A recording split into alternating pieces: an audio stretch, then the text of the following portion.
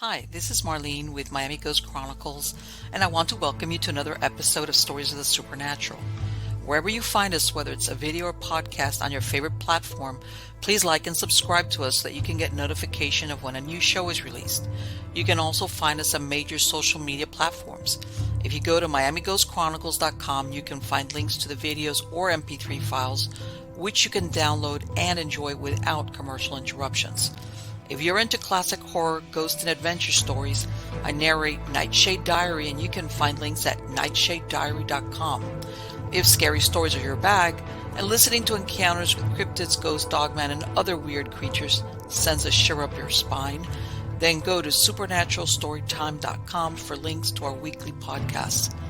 Noteworthy news about the paranormal world, true crime, conspiracy stories, and anything that is just plain weird can be found at eerie.news or visit the Stranger Than Fiction Stories tab at miamighostchronicles.com.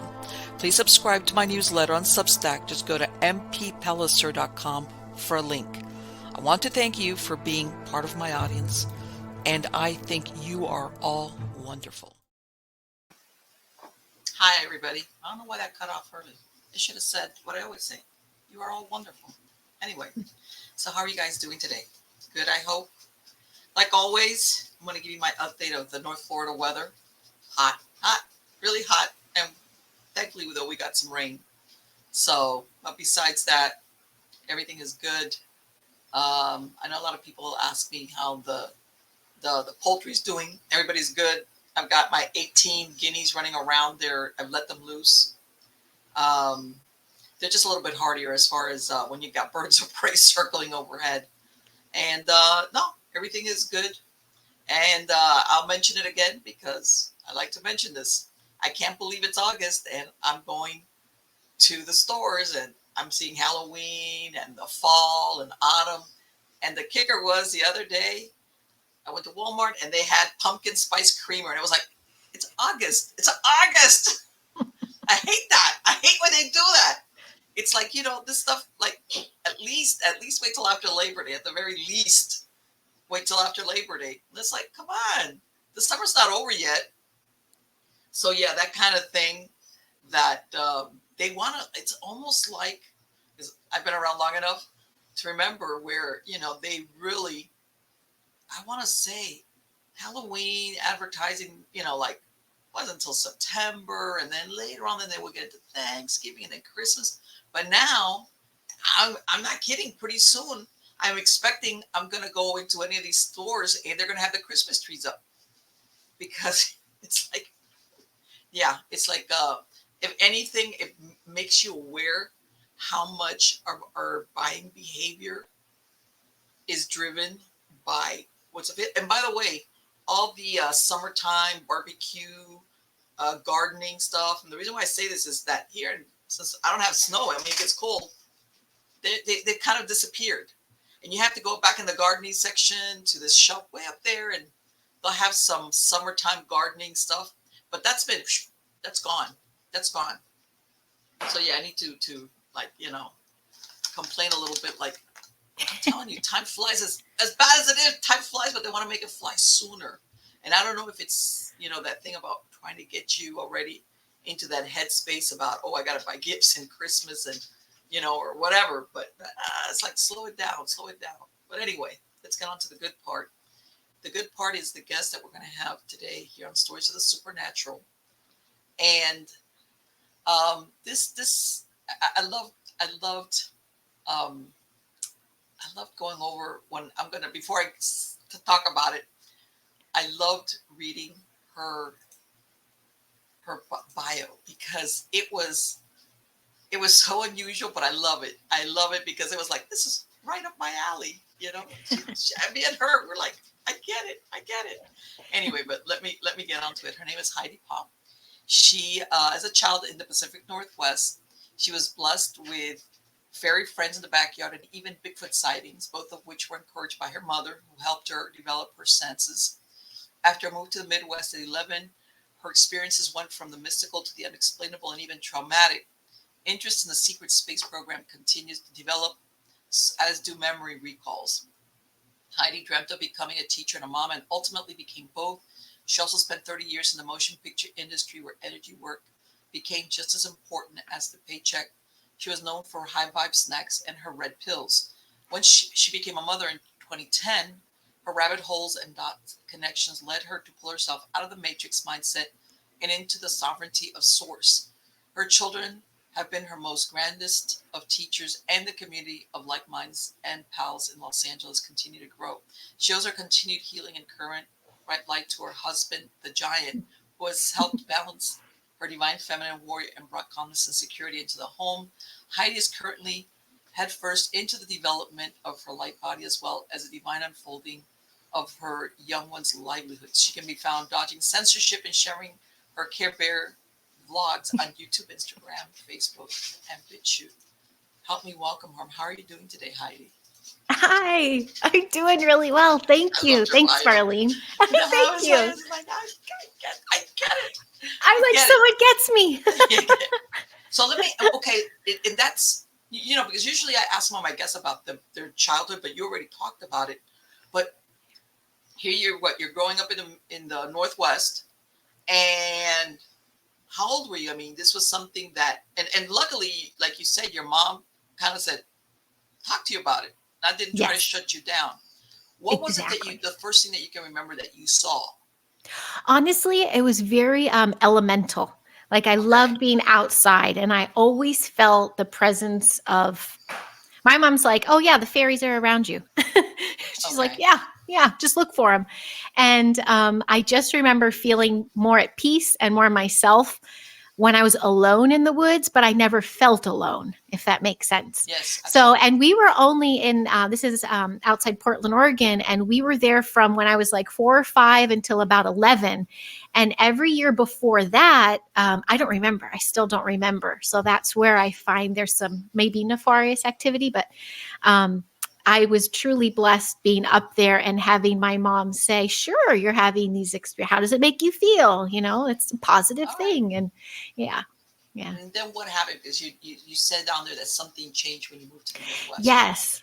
It got dark when we moved back to the Midwest, the Chicagoland area, but we did have a home up in Wisconsin. We were up in the Bay in Door County, Wisconsin.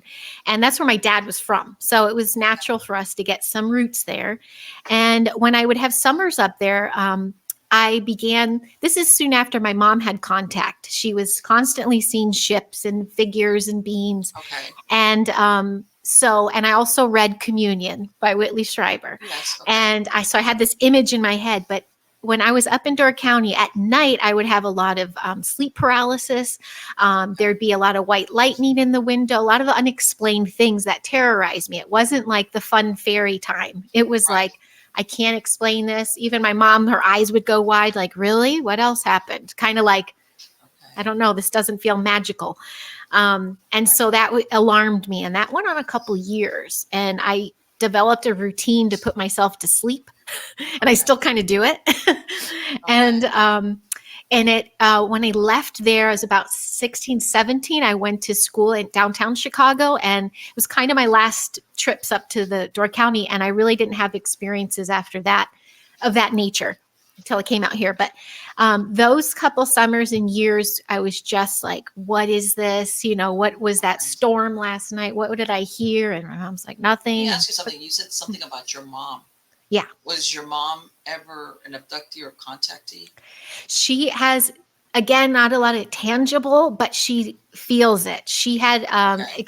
she was started going down that rabbit hole when we were in the Pacific Northwest, and Okay. she got into this, what she likes to explain. She was almost like an addict. She couldn't get enough information, and it was coming at her left and right, like random places. She'd find a book, or she'd just be like, I have to study this stuff. And she was doing all the esoteric stuff.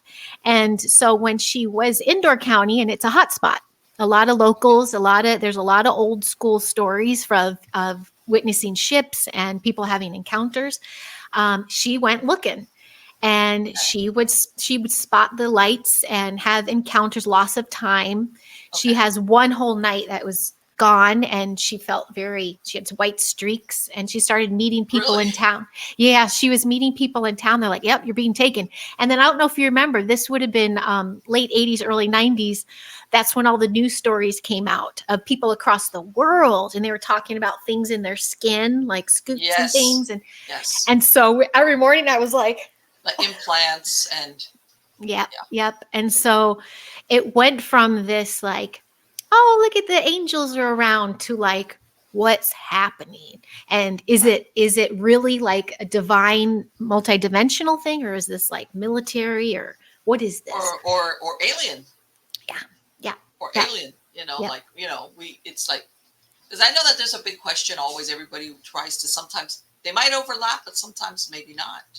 Because Yeah. that's the thing, you have people that either through recovered memory, or they just, abductees, and they range from, it was okay, to it was the most horrible experience. Yeah. Yeah. So Exactly. She between my mom and I, well, my mom was having some really awful experiences with her womb. She was having pregnancies that would disappear, oh, and she had a figure in her room that would appear. This was all in Door County. This is where we were. And so when I started getting old enough to study, I was also at that time, we'd go to conferences and things, right, met like David Icke, or, just following all those kind of holes.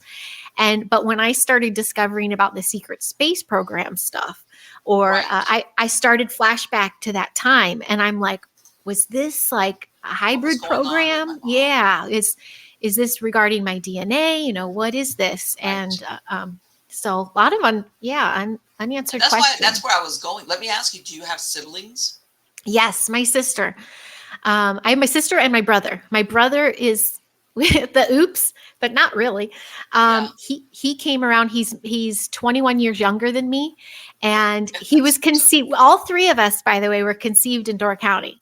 We were all That conceived is in this hot okay. spot, and it was before him. My mom had lost that pregnancy, Okay. and it was very traumatic, and she was surprised she was even pregnant in the first place, because she had cervical cancer after me and her cervix removed, so they're like, you can't Right. get pregnant.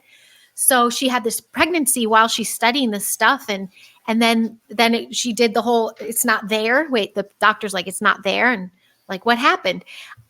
We come to feel, we feel like she was gifted, my brother, Right. like, oh, sorry, we took your child, here's another one. Here's another one. Because yeah, here comes my brother, and he was born when she was 46, with at that Yeah. time in the mid late 90s. That was very old.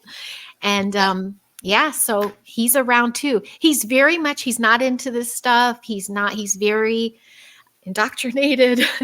He's very he followed that route. And my sister's touch and go with things. She knows it's a hot spot. She lives now in Door County, Okay. and she has UFO wallpaper in her business. Okay. All right. All right. Yeah, Yeah, she yeah, gets it. yeah, The possibilities there.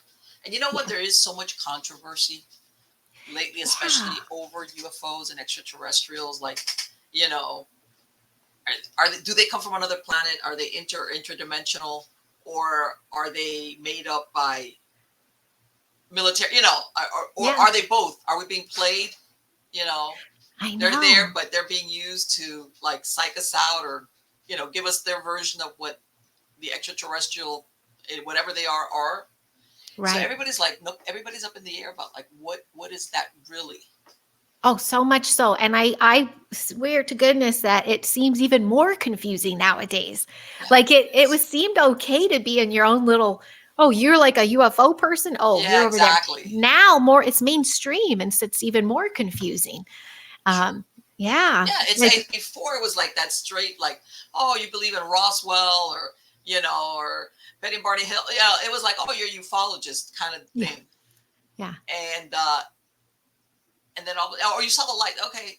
But now it's, and that's one of the things I want to say. These hearings in Congress, that I'm very on the fence about that, Me because too. I'm thinking, after decades of you guys dismissing it, or in some cases they've kind of sabotaged people's career, that we're getting too close to, you know, talking about it, and Yeah. basically making everybody that was into it look like, a crackpot. Then they're holding hearings about it. It's like, oh, how do we go from that to this, so Yes. quickly?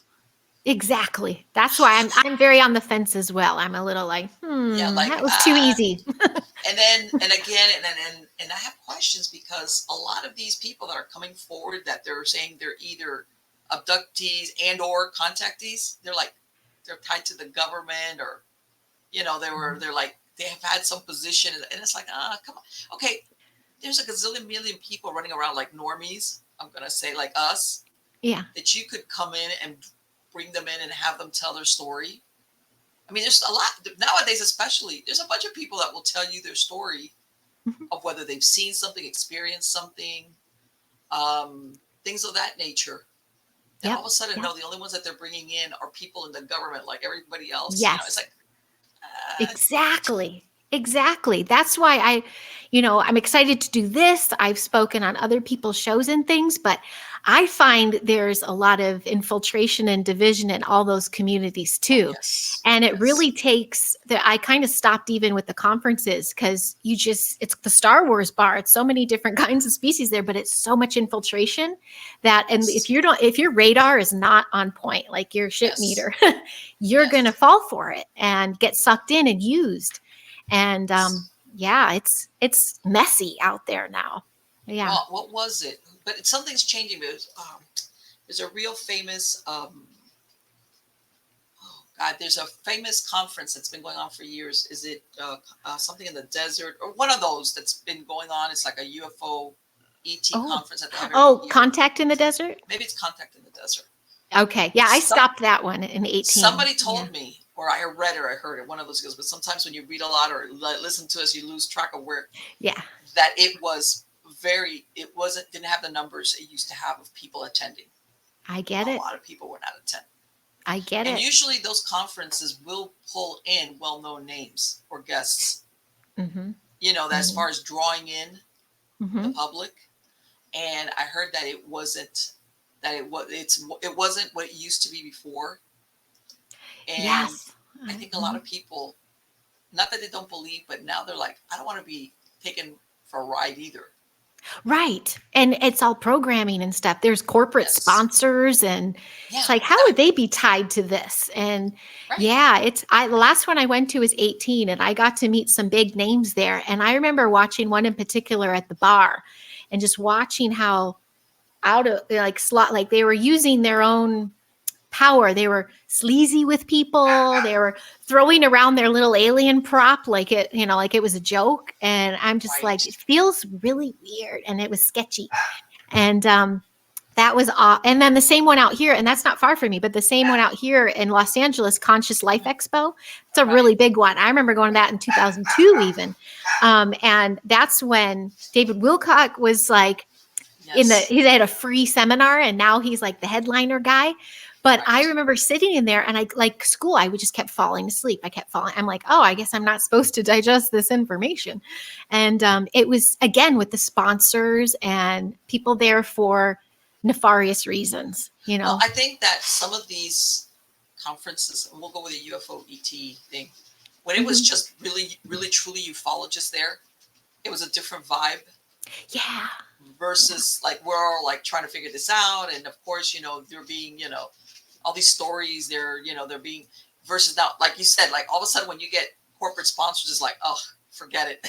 It's like, I know. you know, I'm like, forget it. Yeah. yeah. It's like, because let's face it, I think part of it is the attraction to it in some cases is that this is not approved of in the sense of by the mainstream. Because for many years, the mainstream was like, yeah, they'll run a UFO stuff. Yeah, but that was it. It was like, oh. Hmm.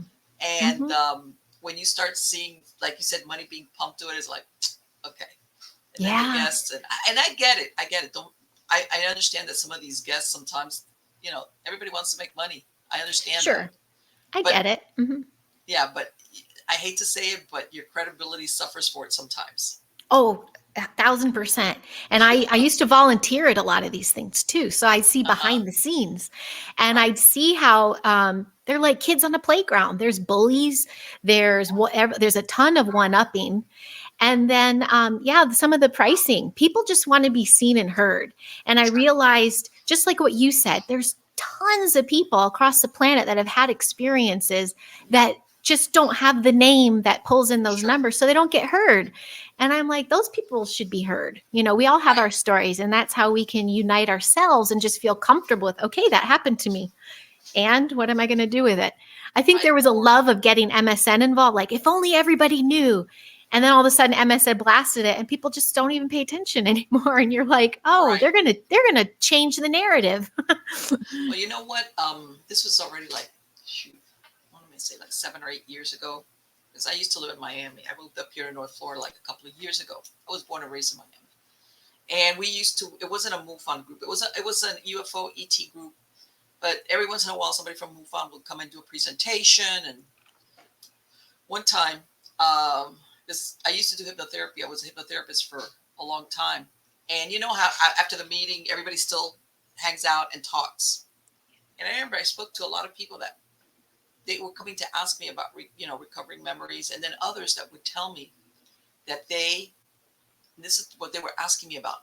They would say, look, one time, I didn't even see an alien or anything in my room, but I saw lights. I saw what I thought looked like a spaceship. And more than one person told me, then they started having paranormal occurrences in their house. And they were asking me, did I know anything about that? And more than one person. Now, I was like, I can't explain it, as far as I know, usually these two things are two different things, whether it's abduction, visitation, or just seeing a UFO. Usually the paranormal and those don't two overlap. But I don't know if you've seen lately in the Skinwalker, well, prior to this is when George Knapp was there, and this other guy, Keller, I think is his last name. Okay. That they wrote a book. Well, not George Knapp, but the other guy wrote a book when they were there in Skinwalker Band, previous to the ones that are there now, how they all started to have paranormal stuff follow them home. Oh, yeah. Okay. Remember, they were there basically looking at it from anomalies, UFOs, extraterrestrial, like, what is it? They didn't go to this ranch, back when, during the 90s and into the early 2000s, thinking of paranormal. But they describe in the book where even they said even people that did security on the grounds had stuff follow them home. Really weird and unusual, like either poltergeist activity, or they actually some had some really very frightening visual stuff that they saw. Wow. And I heard about this years before, and when people were asking me at that group that I used to belong to, and they were asking me, hey, have you ever heard? I was like, no, I can't explain why there would be a tie-in between sighting a UFO or having an ET experience with all of a sudden having paranormal things happening in your house. Then I read about this, in that book that came out, and I was like, okay, now, is it a dimensional thing? What is it? I feel like there's dimensions. I feel like there's so many dimensions. There could be thousands of creatures around right now. And I do believe there's stargates and portals. And that's why I love Bigfoots, because I don't think they're scary to me. To me, they're land guardians. And because I did see one as a kid, and my experience and what I felt was no terror whatsoever. How was that? Describe that. How did you see that? I was driving, so it's tough. It's a tough sell to people. No. Yeah. But again, I was a kid, and again, my mom backed me up, but it was again in Pacific Northwest, and we were in a, great remote area, but this one patch happened to be kind of open, and it was and I didn't know of Bigfoots then. That wasn't anything I studied. I was in fairy world. Right. So I was just made contact with this. I'm watching this creature, this man, this beast walk, but I just remember thinking, that's so far away, but it's so tall. Like, what? Right. And just the notorious walk, and then looking at me, but the look was so like, oh, you see, like I felt euphoric. And that same contact feeling I've had as an adult with ships. I've had with the fairies. So I'm like, Right. this is a positive thing. And then as an adult, I spent time at East Ranch in the Pacific Northwest, Right. and just studied and learned a little bit more about them being guardians. And that if you do happen to see them, at oftentimes they're in a teenage mode and they just like to peak dimensions Right. and have an exchange. And I was a very open child. I was a very open and bright child. So I think that was, she might not have had the same experience for my sister. Maybe she wouldn't have been able to even see him. I'm not sure. But the Right. studies to me were interdimensional, and it depends on your frequency, what you Right. In can other see words, and you encounter. saw it. Did it look? And the reason why I say this is there's a friend of mine. She lives in California, and I think this happened to her husband when he was a kid. I think it was in Northern California, and he said, and I believed him because the guy didn't really have a. It was a conversation that come up. He said he had gone on a camping trip with his dad and his uncle, and they camped, but they sent him to, like, I guess it was a lake or something to get some water or something back in a bucket, something like that. And he says he's coming up, and right when he's about to come out of like the trees, he sees a Bigfoot come out of the trees and come up to the water and start to drink water. And he says that something told him not to leave cover of the trees. But he said he was like 9 or 10 years old when he saw this.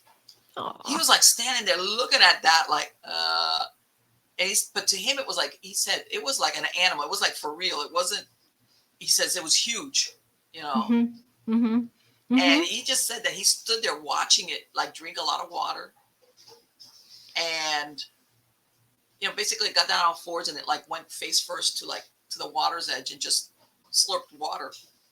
And then it got up and left. And he ran back to where his uncle and his dad were. And they're like, "Where's the water?" And he's like, That Bigfoot drank it all. The water stuck. And he says, and he saw that. He says, "But I'll never forget that." Wow. But to him, it was like, he was like, "What?"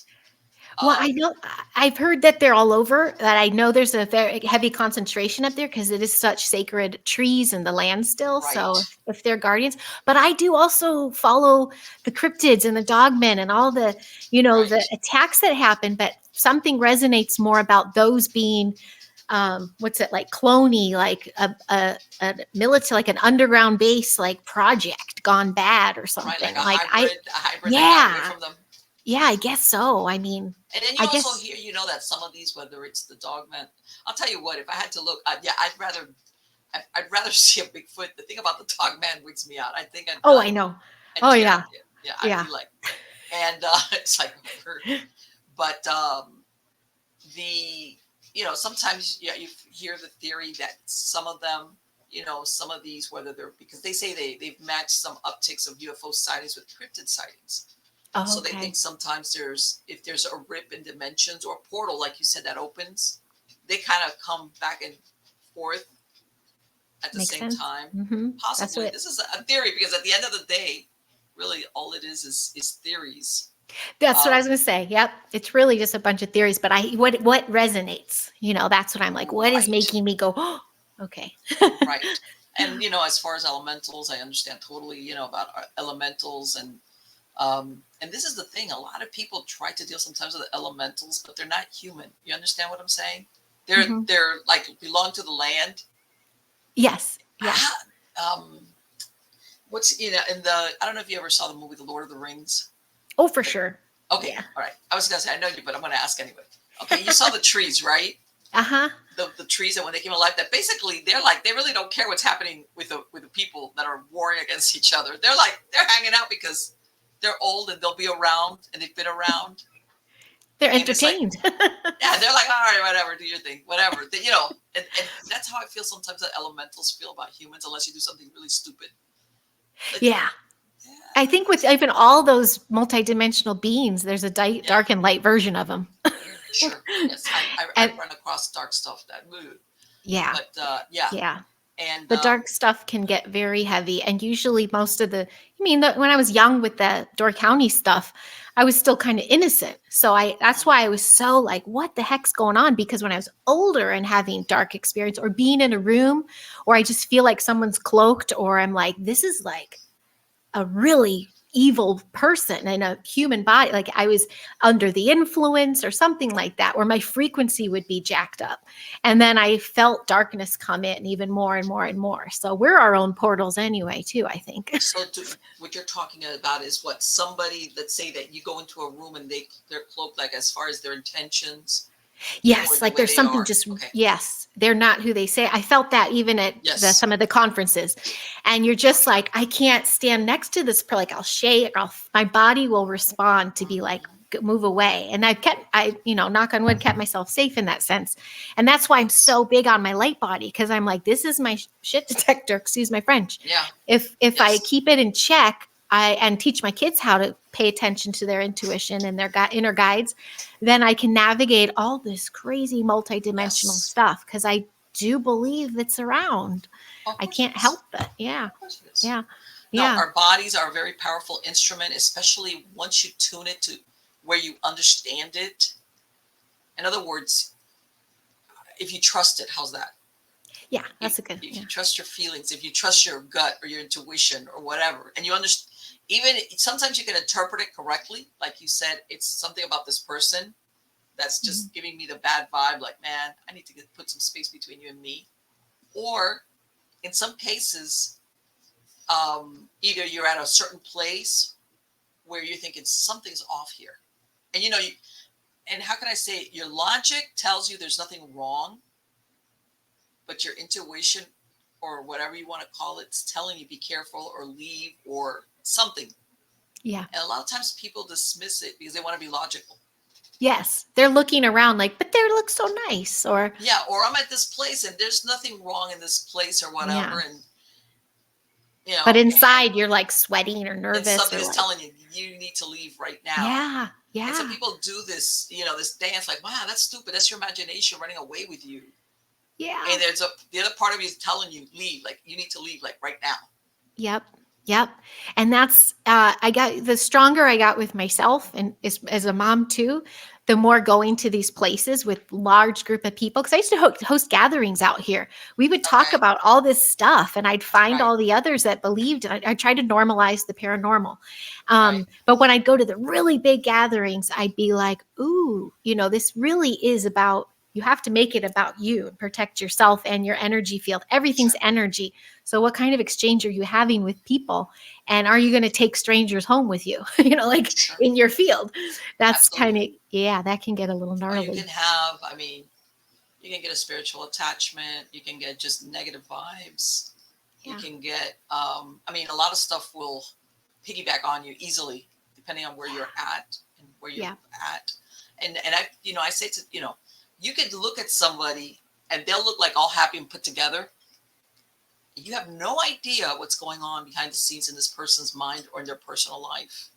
That can be really very heavy.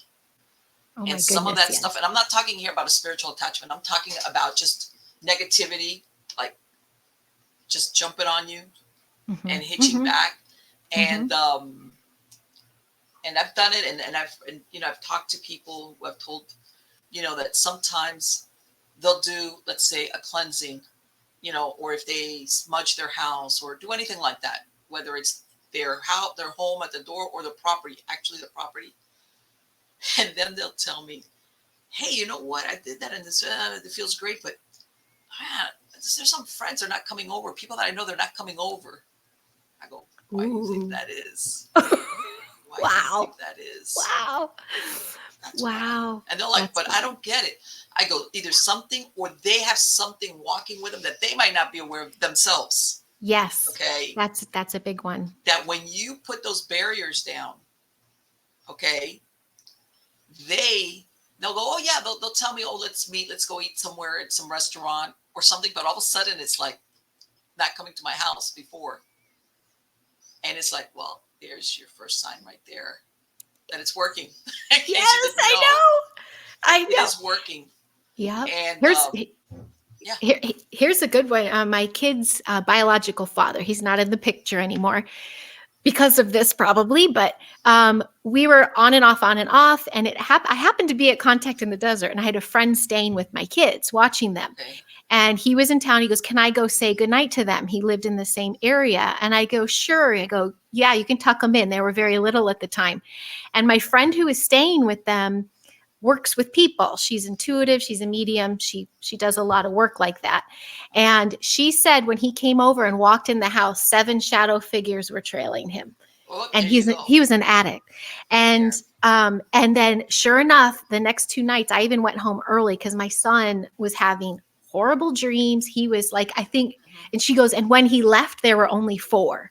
So some stayed Yes. in the house. So she was clearing it the whole time I was gone, Yes. and I flew home, and I'm just like, I've been, my son's very sensitive to this stuff. My daughter's a very sensitive being as well, but my son at night just gets, he needs extra protection, it feels like. But Yeah. yeah, the dad was dark, and sure enough, that was I couldn't, it wasn't aligning, and finally I got rid of that, Yeah. and our life, like, oh, okay, Yes. he doesn't even But I've try to had that contact me. experience where people will do that, and they'll be like, "Oh, or so and so used to come over on one time, or my neighbor used to come over all the time, and now they've like disappeared." And I go, "Was it after you did that?"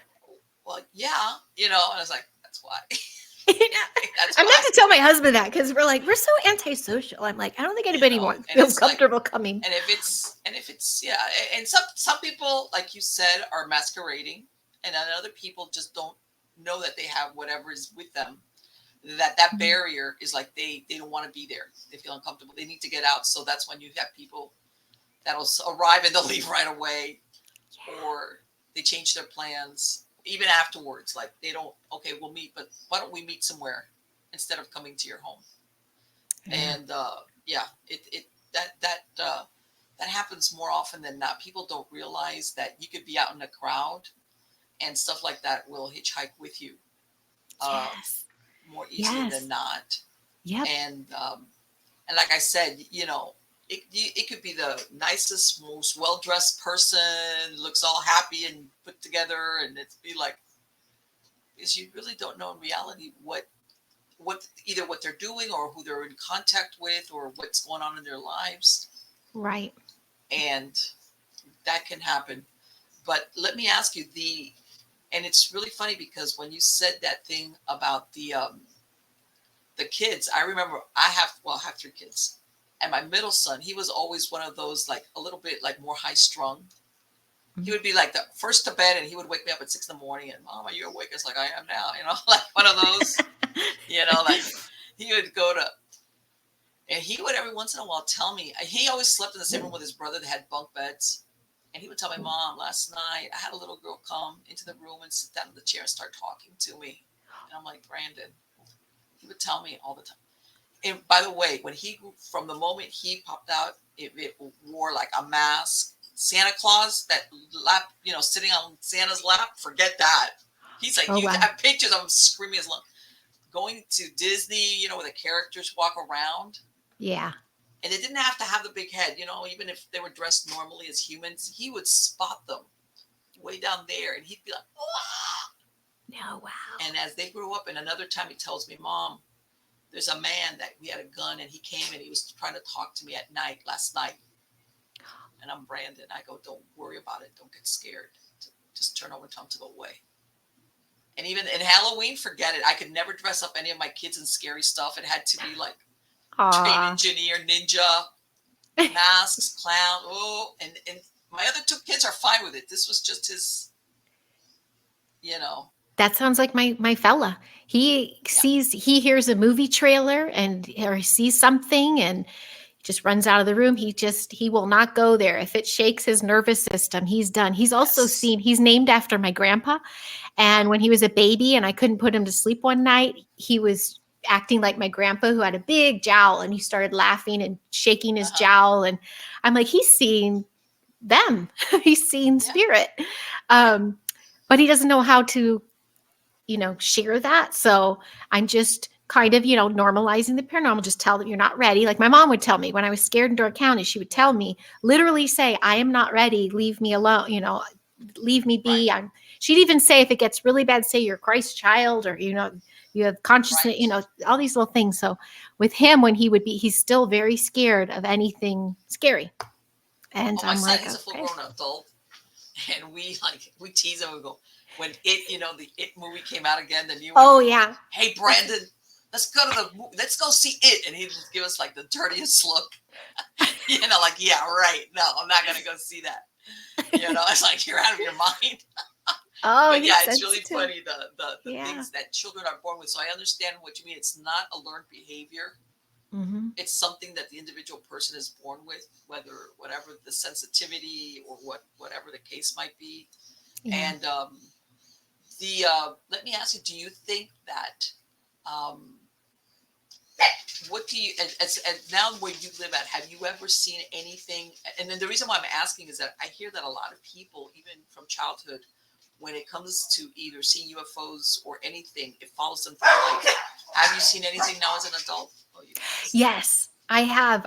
When I started really cleaning out my vessel and like recognizing patterns more, especially having worked in Hollywood on set, there were certain people I worked with that I couldn't tolerate to be in the same room. So when I asked a couple years ago, I'm like, okay, I'm ready to see, a ship or something. Show me that you're here. Show me a sign. And when I had contact with a ship and I felt that euphoria, I felt really good. And that was here in Los Angeles. And it was one of those, I was in the valley girl, and crowded, and no one else around had seen the same thing I was seeing. And I was like, but I'm sober. I'm like, I see, what's everybody see? But I was the only one having that moment. So I'm like, I guess that was for me. That was my little sign. Saw often I saw ships at the Pacific Northwest. I went back up there in 2020 and saw a few things there. But yeah, out here, there's a lot of numbing going on. I think this town is led by ego, and there's a lot of programs, very thick programs. It just depends. When I worked on studio lots, there were some rooms that were unexplainably like cold, and you felt that, just those kind of experiences. Or I'd even be like running down a hall because I'd feel something like chasing me or something, and then the hair would be standing up my neck, and I'm like, okay, this isn't positive. And all over the lots and stuff. I also they harvest a lot of energy here. I think they do that everywhere.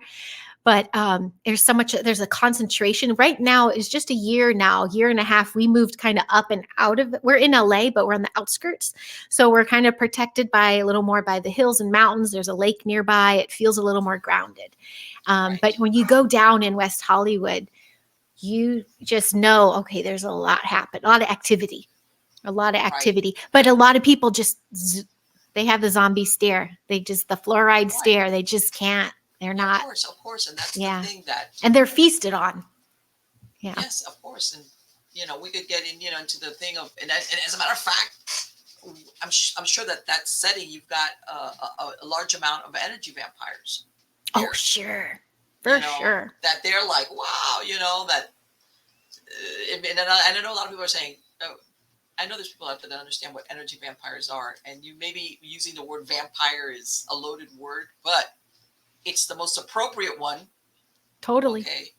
Where I said, you either have people that will drain your good energy, or you also have the other ones which will come and pour all their bad stuff on you. You know what I'm saying? They'll either tell you something, and let's say, have you ever had a friendship or an acquaintance or whatever that they don't really want to talk about your stuff, or if they talk, they'll tell you very little, and then they unload on you all their problems, all their things, that me. And by the end of the conversation, you're like, oh my God, I think I need a nap. I feel really like, oh my God, I'm not that happy anymore, even though you started out great. Yes. And, or the other ones that they just, they take all your good energy. Yep. That's why energy vampire is a perfect word. I've had so many of those experiences, and I know, like the saying, "moth to a flame." When you are full of light, or when you're like tapped into source directly, they're coming at you. And some of them, they don't even know they're doing it. Like they either have childhood trauma or the attachments or whatever. They don't even know they're doing it. So you be kind, but when you have to have that control to be like, I feel the life force being sucked out of me. I got to put a boundary up. When I finally started saying no to some of those relationships, those friends I had, I can't believe how quickly I felt better. It was empowering, but sad at the when same your time. first instinct is to be empathy, which is what you feel. The first time, especially if somebody tells you like a sad story, one of those, you're like, oh, Yeah. But then after a while, especially as you get older and wiser, you know how to spot them a mile off. Yes. And then Um, having had kids, it's like, yeah, oh no, I wasn't yes, such a sucker anymore. yes, of course, exactly. Mhm. And you might think, well, tell me, I know after a while you get these people that and I'm not going to say they're narcissists because they're some of them are, but not really. Some of these people, like you said, they may themselves might not realize it, but Yeah. they're always looking for the sympathetic shoulder, and it's all about me. I want to talk about my problems, my thing. Oh, you okay? Oh, what was it? Oh, let's say a minute later they'll switch the conversation over to what's going or not going with them, or about their interest, and them, and about this, and you know, Mhm. and that happens a lot. There's a lot of people that what's that saying about misery loves company kind of thing. Yes. Perfect That's say. more Yep. true Yeah. than what Yeah. people believe. Yep. And we Um, think we're being nice. We're like, oh, they just oh need yeah, a of course you want friend. to be nice. You're a You know. host. You're Well, hosting them. yes, exactly. You are a Yeah. host. You are a Hmm. host.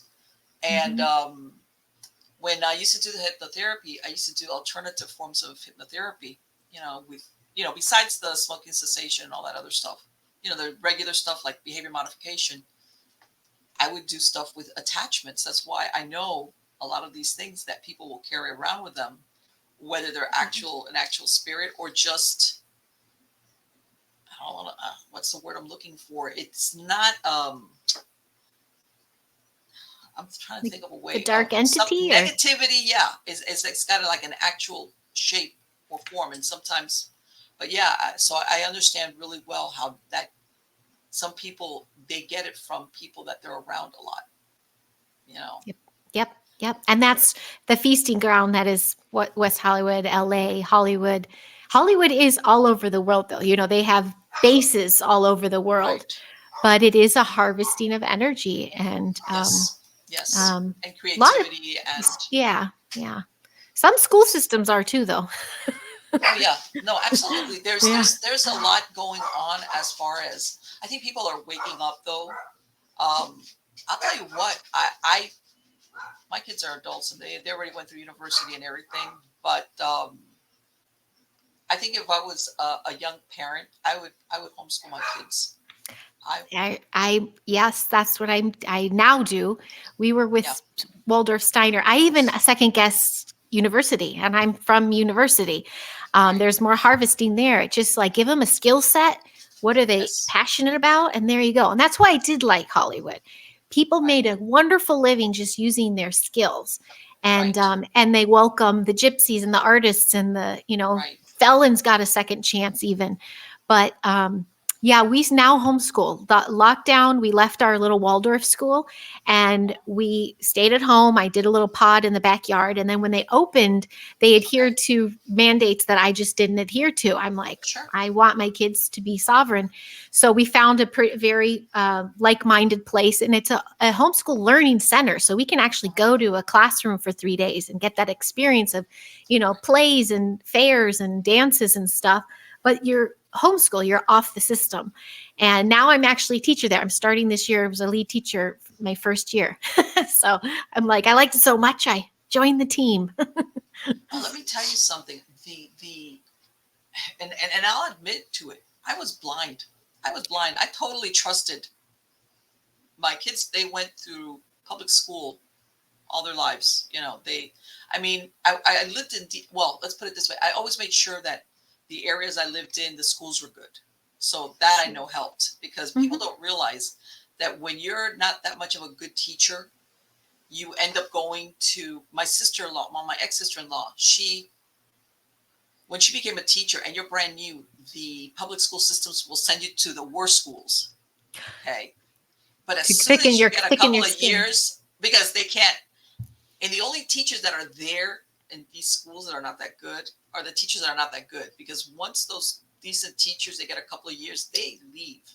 So I hate to say it, but if you are in a better area where, let's say, a teacher's not going to get mugged in the parking lot, you're going to get a better, the teachers are better teachers. Yeah, I agree with But, you. That's happened. my Yeah, kids, I was on top of it. But at the same time, I want to say, looking back, I was 100% trusting that they were teaching them appropriate stuff.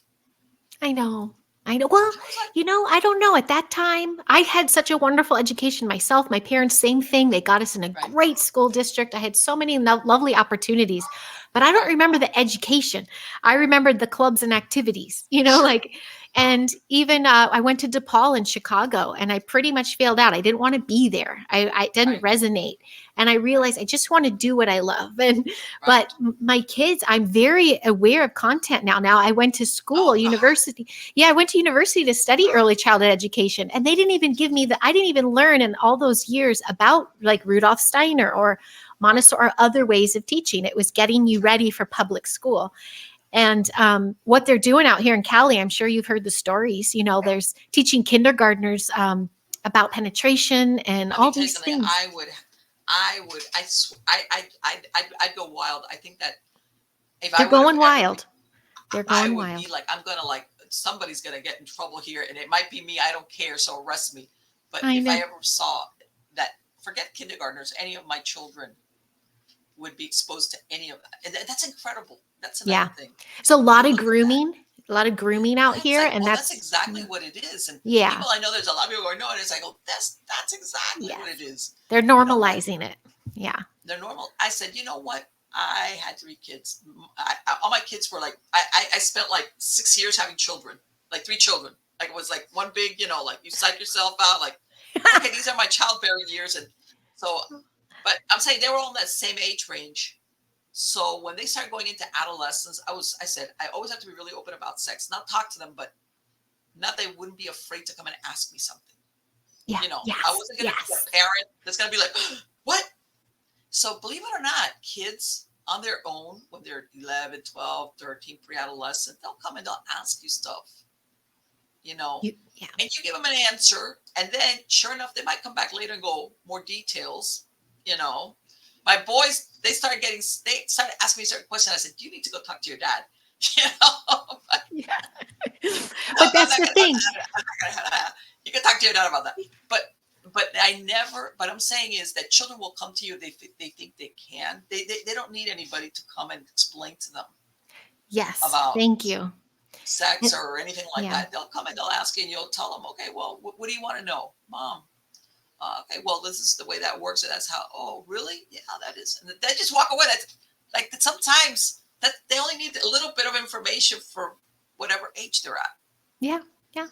Yeah. And that's You it. want them though, that's you said the magic thing though. You want them to come to you.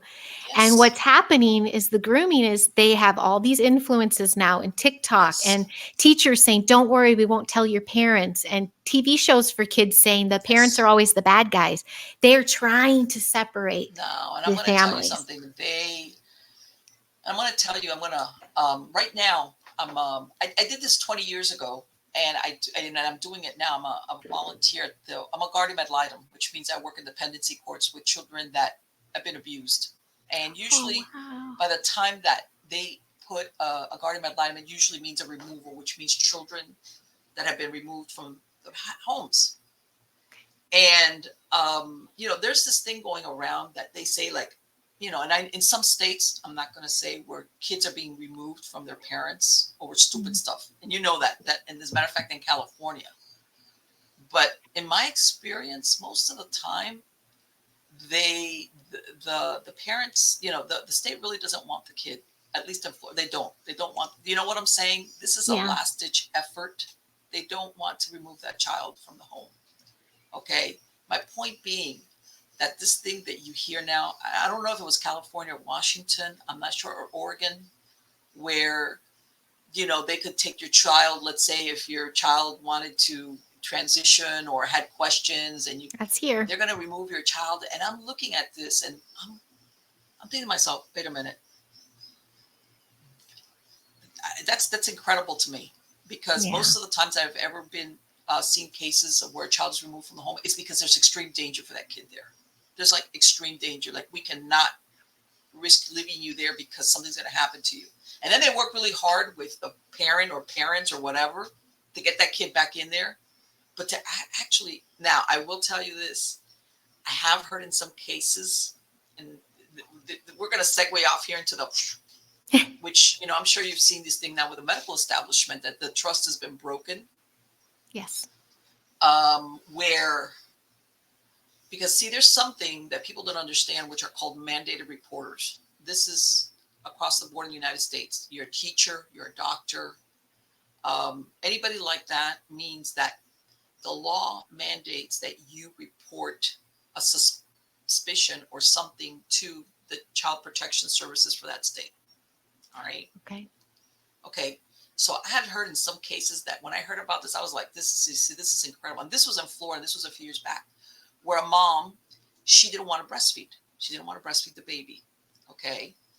And the nurses, when she left the hospital, called in a report to the child protection agencies to report. And this is the thing that they don't realize, most of these, not all the states, but most of them, if somebody calls in a report, they have to accept it. They have to accept it, even on a suspicion. You know what I'm saying?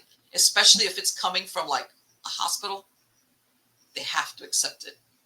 And it was one of those things like, I can't believe that you've got nurses that are putting a report with Child Protection Services because some new mom says, I don't want to breastfeed. It was like, what? And what I'm saying is that some of them, I want to say, power has gone to their head kind of deal. You know what I'm saying? Yeah, I can see that. It's like, are you crazy? What are you doing?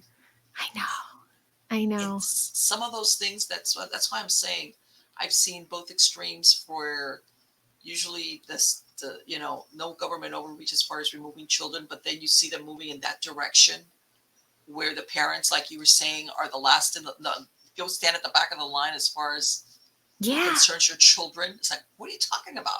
Yeah. Usually the parents are the first and only ones there that, yes, unless you're like a complete danger to your kid, it's like the parent has first priority in decision making. That's it. Yep. And I think that's even started to be said in some states, like, oh no, the state owns your child, not you. Like they'll say that. I'll be like, what? You're came out of me. Like, what are you talking about? Yeah. That's heavy. And this is another thing. And when you hear some of this, at first blush, it sounds like, well, that's not a bad thing. Where the schools were telling kids, especially when if somebody ever, if you're being abused, but abuse, they don't understand, they don't state it as abuse to the kid. Like, in other words, if your parent treats you mean, you need to come and tell us and we'll call the state on you. In other words, I'm sure you've heard of this, where basically they're telling the kid to have like the Child Protection Services for the state come and intercede if they're getting grief at home from a parent. And that's open to a lot of interpretation, because when you're a kid or a teenager, your parent doesn't let you do what you want, and all of a sudden you're an abusive parent because put you on timeout, or hey, you're punished or you're grounded. Oh yeah, you're crossing. It's a fine line right there. Right. Yeah, they passed something out here. Mm-hmm.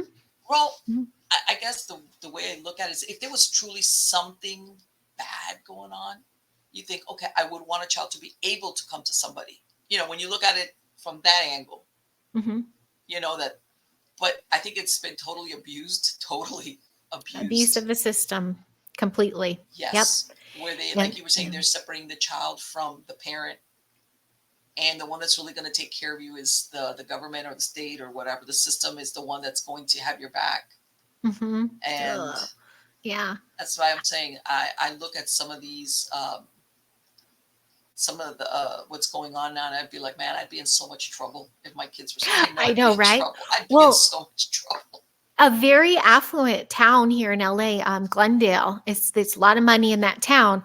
And just before the end of the school year, there was hell to be had. There were parents rioting, picketing about what's the educational tools they've been using in the classroom, and crossing the line and taking and saying, you're say exactly what you're saying. The kid can come to me if they're sexually confused, and they're like, they can come to me, they're 10, or there was a war, and it wasn't on mainstream news, and I'm like, these are parents with money and a good, very, very good school district, and they were at arms, and we were all like, keep going. Yes, Right. like the Yeah. people are rising. And let me And tell you that's what, something. People mhm. people think that sometimes private schools, even how can I say, upper crust, you can still have that same problem even in private schools, Oh yeah. where the Oh curriculum yeah. is like, huh?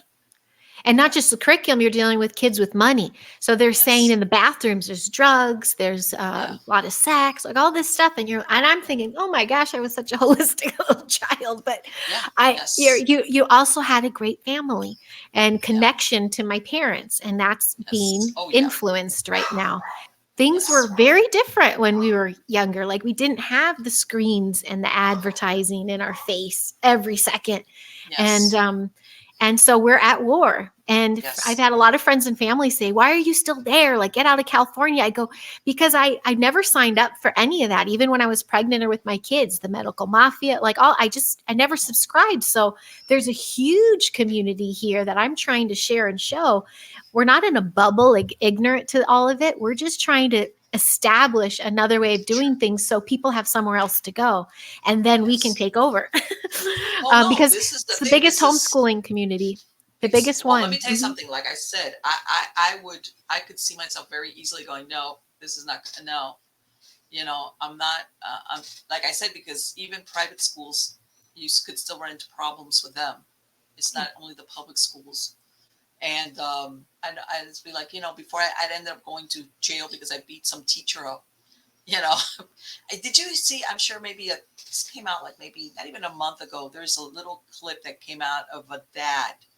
I want to say he was out of New York or New Jersey, and I think he went on TikTok or one of these, and he did a short little clip. He was livid.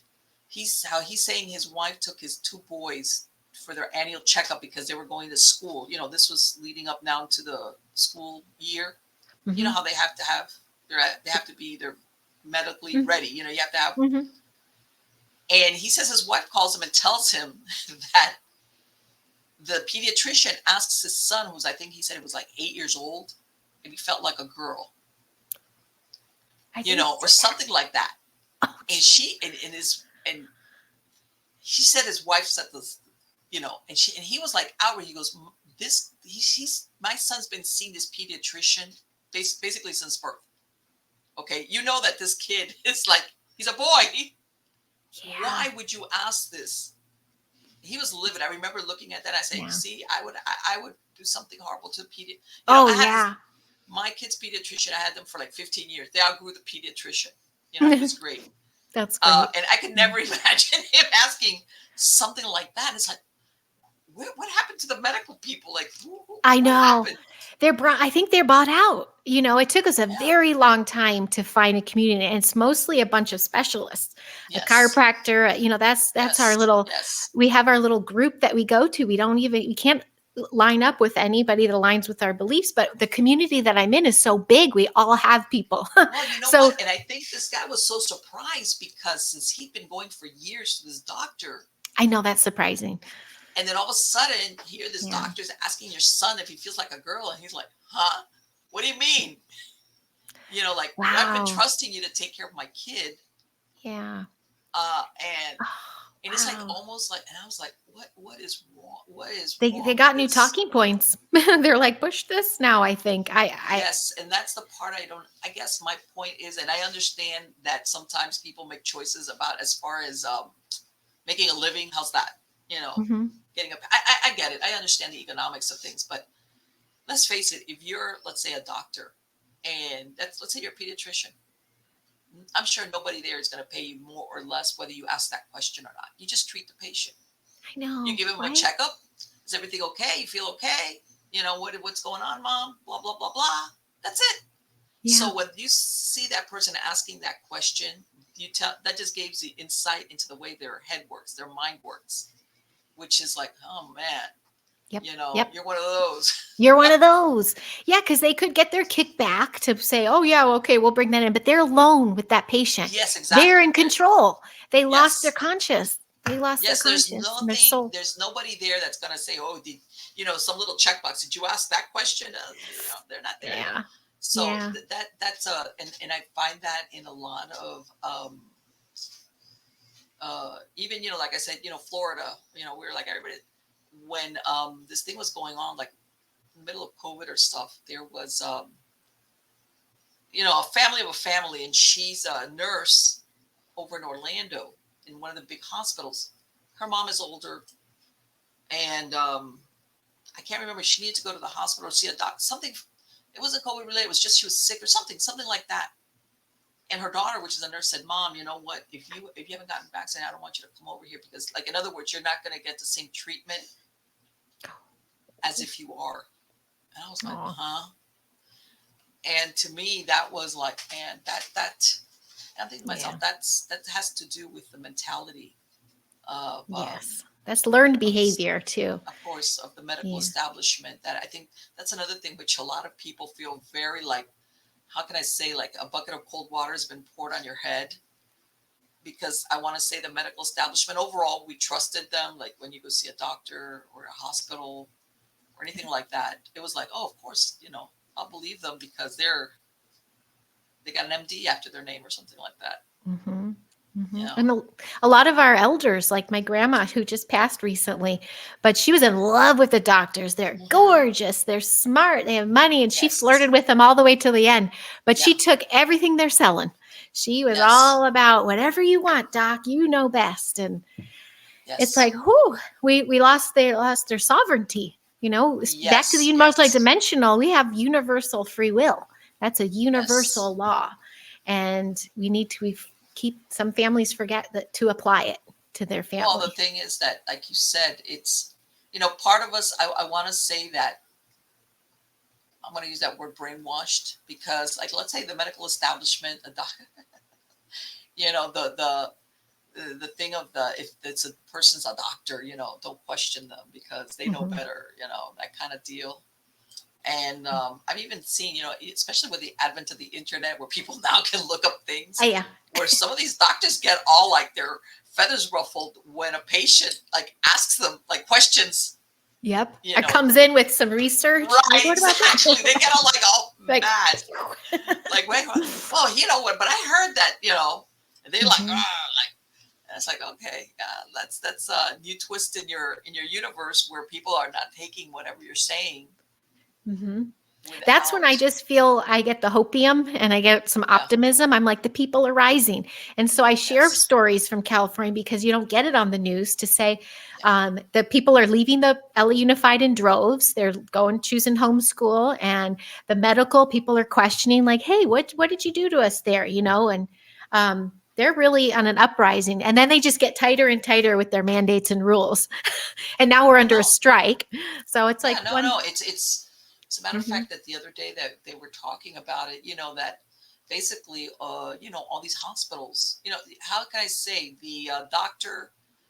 Well, forget, home visits, but before you used to have doctors that would have their own individual practices. Either that, Mhm. they've all sold out. They've all been bought over Mhm. by big corporations, whether it's a hospital or one of these smaller practices where they had 3 or 4 doctors working out of that. Because before, once upon a time, one doctor would have his one office. That was it, you know. Mhm. And Mhm. yeah, if he was on vacation, there was somebody Mhm. that would take his emergencies, but that was it. That And was then they it. went to those 3 or 4 doctor offices, and even now those basically have the doctors sometimes continue to work there, but they've sold out to these Oh yeah. corporations who Yep. tell them basically, this is how we're going to run it, and this is what we're going to do, and this is how you're going to treat the patients, and this is what you're going to prescribe, et cetera, et cetera, et cetera. Yep. So that Yep. unfortunately is, and then we could just go down the very deep, deep hole of I big know pharma. it could Big go a lot of pharma, big places. pharma is I another know. one I don't that's want to like, get your show taken down. no, I was going to say I had to deal with a lot of different kinds of doctors in 2021, 22, and I have a good story. It's a chicken story. go I had ahead. chickens, and it was Halloween, and there we had city coons. This is in the valley. These raccoons are like dogmen. I mean, they're Yeah. huge, and Uh-huh. they kept getting into our very secure coop and getting our chickens. And it Right. was midnight, and I was still in my costume. I hosted an event, and I hear one of the chickens yell. When they yell, it sounds like they're saying, Yes, you help me. tell. Oh, so I'm running, and I fell, and I landed on my hand, and I saw my fingers flip. Oh, And you can see it's never quite the same. It's not straight. It's Uh, but what they did to me, they shuttled. I took so many x-rays. Some doctors didn't even look me in the eye. yes. One took my cast off to re-x-ray me, so damaged it again, busted my second one. They're creating they were surgeons. They're like, oh, well, we just get surgery and fix it. I go, it didn't have to be jacked in the first place. You never Right. said it right. And there was no bedside manner. No. And I was like, what happened? Like, oh, Yes. take Yes. over, the Exactly. mafia. Yeah, it was awful. Exactly. So I'm there. I still have people saying, don't you want to get that fixed? I go, no, this is my story. Yes. Yes. They, Yes. And yeah. And I'm like, it people, was, yeah, the and I want to say it's the same thing with teachers. There was people that yeah. before would go into the medical field or the teaching because that's what they really wanted to do. This is what they love to do. They wanted to be a doctor, or let's say they wanted to be a teacher. But all of a sudden, the fields have gotten full of people that basically it almost irritates them to deal with people. They're just there for the money, Mm-hmm. okay, whatever it is. It's like you have no place. This is, those kind of professions are people professions. You can't get away from it. Like, what are I you know. doing here? You It know? always makes me scratch my head. When I used to work in motion picture, when I got old, I was in front of the camera, and then behind I did snacks. I was craft service, and you have to be of service. That's why it's Uh called huh. craft service. You serve Right. people. I met the crabbiest people. I'm like, why are you even doing this? You're getting Yes. 12-hour days. You're talking to people. It's for the paycheck Yeah, of and the free course. food. Of course. And I'm Of like, course. there's some, what happened to people following their bliss? Oh no. No. Yeah. No. No. But some of those people, though, they do it. How can I say they pursue these professions on purpose? In other words, they're Mm. ill suited to it. They really don't like people, but they do it because for either, let's say, if you're a doctor for the money, even though that sometimes is like, eh. But in other words, they just go to it and then they skim by. Um, and this, I heard this after my kids were out of school, even before all of this, that some of these teachers, which is, I don't know if you've, I don't know how old your kids, but there was a point that kids were going home and doing 3 hours worth of homework because basically they weren't getting taught at school. Oh, These oh, teachers are giving them basically packets of information. They're not really teaching them. So basically, the bulk of the learning was why these kids, instead of having maybe a half hour, maybe an hour of homework, were 3 hours. And you hope your parents help you because if not, because they're not being taught. Because they right. really don't want to do the teaching thing with the kid. They didn't want to deal with They're a not kid that's not paying connecting. attention. Yeah, they're not Hey, connecting. so and so be quiet. There's always the social butterfly who distracts everybody around them. They don't want to deal with it. It's like, but Yeah. they go into it because hey, the Yeah. benefits are good. The benefits, and they have a checklist too, like the medical. Yes. And then, or Yes. they have that one kid who can't sit still. I'll just medicate him. Oh And yes. Yeah. yeah, yeah, mine's 10 and 13. They just turned this summer, but they've started in Steiner, which is like a Rudolph Steiner, very Mm-hmm. mind, body, will of the child.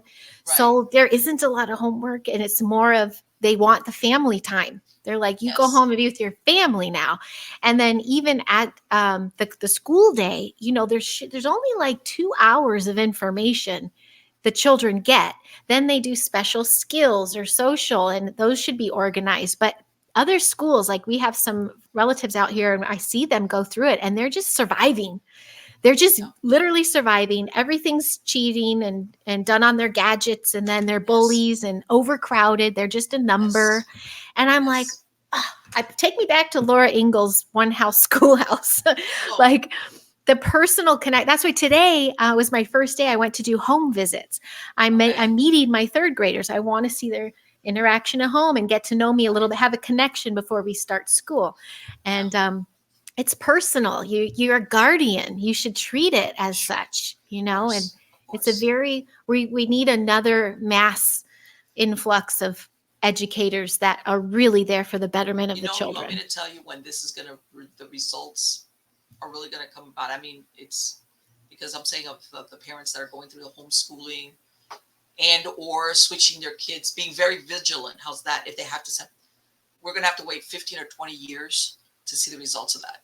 Yeah, true. Okay, you're gonna have a set of humans walking around that are competent and know how to live in this world and do things, and then you're gonna have the other ones that lack of a better word, they're dumbasses. Oh my Okay, gosh, yes. they'll be helpless, and they couldn't think their way out of a paper bag if their life depended on Oh, I know. it. Okay, and Yeah. I say, you're gonna see. Just give it a few years. You know, Yes.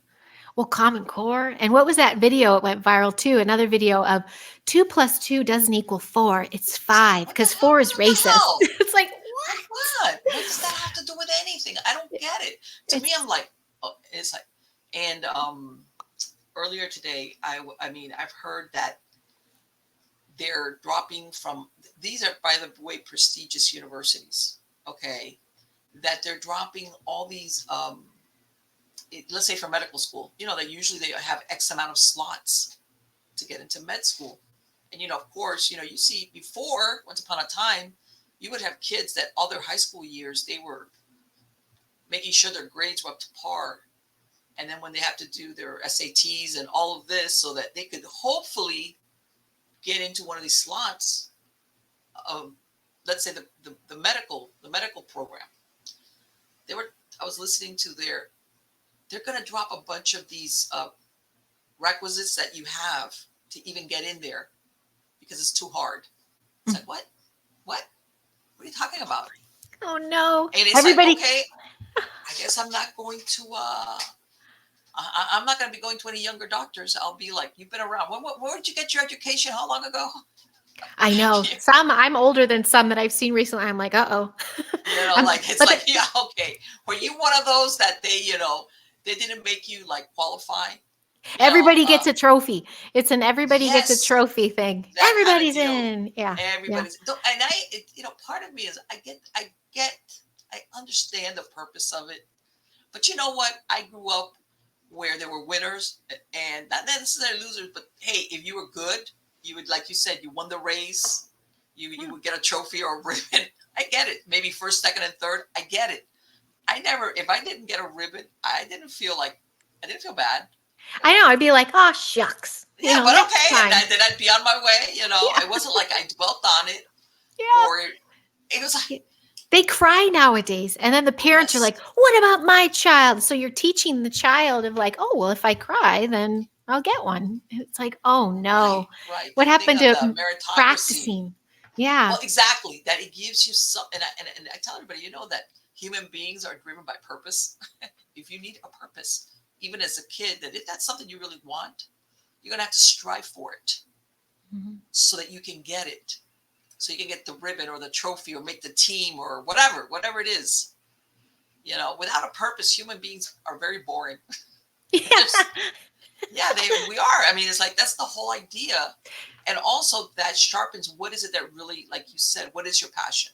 Yeah, what's your skill? What did you come here with? What is it that draws you, that you're willing to go the extra mile or really do? Because, man, I could do this forever, that's usually a good indicator where your passions lie. Yes. Like so they said, like if you had to do something and you weren't, who was it? I can't remember where I heard this. Otherwise, I would give it credit that they say, this is how you know you have a passion for something, that if nobody ever knew that you attained this level, whatever it is, created it, made it, would you still do it? Like you did it anonymously, would you still do it? The answer is yes. That's a passion. There you go. Yep. Like I could do this, and I don't care if nobody ever knew that I was a great baseball player or what. Don't get me wrong. I know we all yearn for that at some level, recognition. But if that was the thing, would you still do it? And that's usually the indicator of that something really, because we're all different, as far as our interests. Like I said, I have my two sons. One's my absent-minded professor. He's on computer. He's a whiz, but he'll get off of his truck and leave the door open. He's like, Brandon, did you leave the door open? Mom. But he's like a little genius. He's like, he's got his master's in writing and in computer and then I've got my youngest. He went to the Navy, and you tell him sit behind a desk, and he'll be like, "What? No, Mom, I need to be outside. I'm gonna go to carpenter. I'm gonna go build something. I'm gonna go build a house." Like two different. Yeah. Like if you told them, do this or do that, it's like, what? That kind of deal. Which is beautiful. We're all such individual creator beings. We come here with gifts and knowledge. we've been poisoned. We're getting Yes. slow, and we have to rise from that. And I think Yes. again with the parenting, that's another war that we're in. We've got to Yes. be protecting our kids more and being very cognizant. And there comes back the multidimensional thing. You have to see what resonates. If it's a Yes. teacher checked out, is the friends that they play with, are their lights off Mhm. too, and the parents Yes. are completely ignorant? Put your boundaries up. It's okay to not, Sure. Sure. find And I'm going to tell you others. something though. I want to say, and I'm going to sound all here, but I want to say that sometimes parenting, first of all, takes a lot of effort, but I think that a lot of our culture makes it even more difficult. Like it fights against um, drawing like that your child confiding in you or coming to you as a source of information or doing doing what you would that parent that the ones that have authority over the kid is that parent and they know it. And I'm Mm. gonna say this, especially when they get into their teenage years, okay? That that thing about your parent is like, man, yeah, I would like to do that, but I know I'm gonna get in big trouble if I ever do that. Big trouble. And I would tell my kids when I told them, I was like, well, when they had it, they used to have little address books. This was, and I used to go through their book bag. And I was like, I don't care. Yeah. I'm Yeah. gonna go, Mom. I don't care. I don't care. This is not. No, I run the show, Mom. They give you the stink eye. I'd be Yeah. like, okay, and inside you're like, but you realize they don't need a friend. They need a parent. Yes.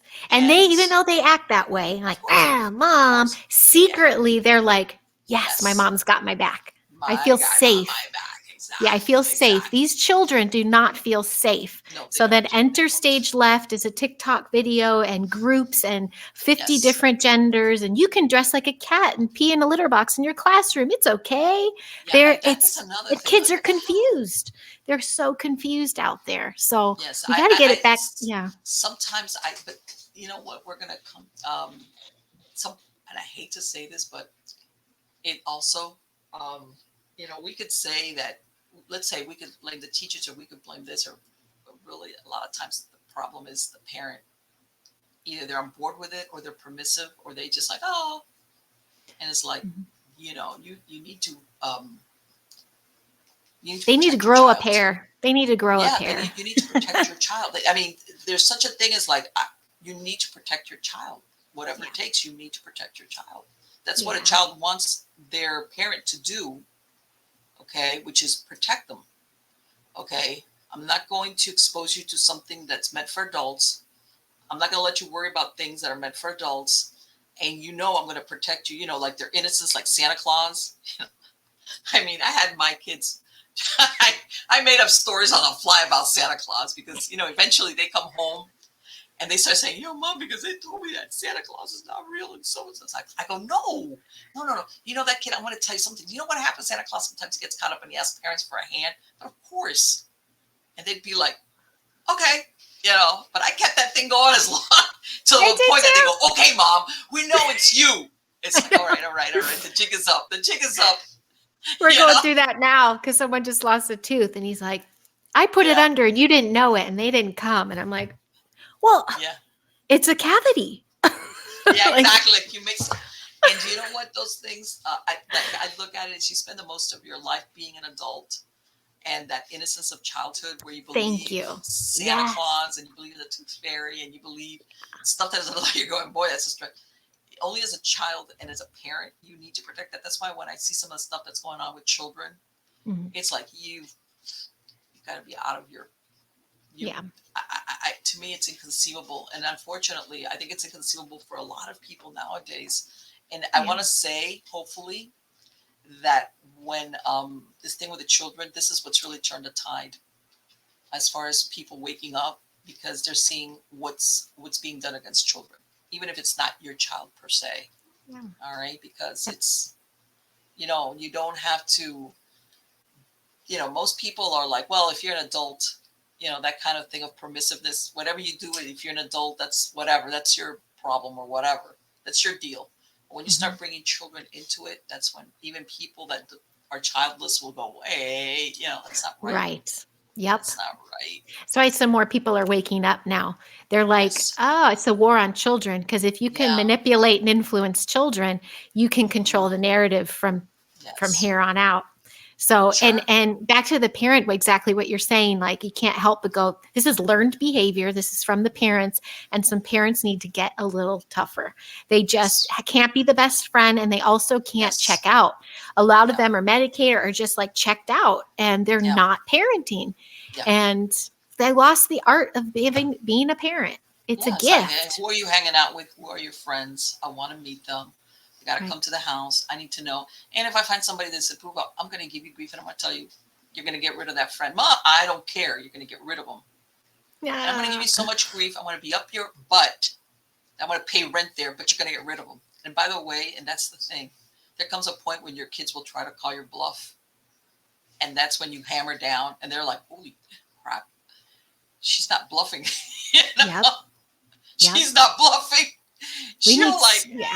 it's like, It takes it's strength. It takes a good strength to do that, and yeah, people it's need very to difficult because strengthen. usually when your kids look at you and give you a mean look, especially when they're in that teenage years as a parent inside, you're like, oh, but you can't. I was like, oh, that hurts. A little while ago, you wanted to come and sleep on my lap. Like, oh, Yeah. I can't believe you're giving me that stink eye. Yep. And Yep. then, you know what? It turns out, and you're like, you got to be like, you know what? I love you too. Like when you take your kid into the doctor for a shot and they don't want to go, but you know that they need to go. Well, this was once upon a time. Well, that's another thing. But it's for their own We good don't. kind of deal. Hmm. It's the same kind of thing where you say, I got to grow a backbone on this because I'm doing it for your own good.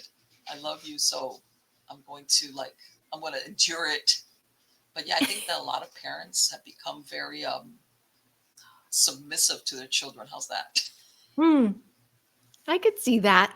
I know Yeah. medically, yeah, we there's a whole other rabbit hole there. Yes. But yeah, they Yes. I've said to them, even with like screens, or there's limits, there's things that are different than what their friends are doing, Yeah. but they're so cognizant. They have conversations. I also had to realize you got to do stuff with your kids. Like, we Yes. got to finish our Monopoly game after this, like Sure. you Yeah. got to bond and have those moments and not Yes. succumb to just, now we're Yeah. home from school, do your homework and I'll go on my screen.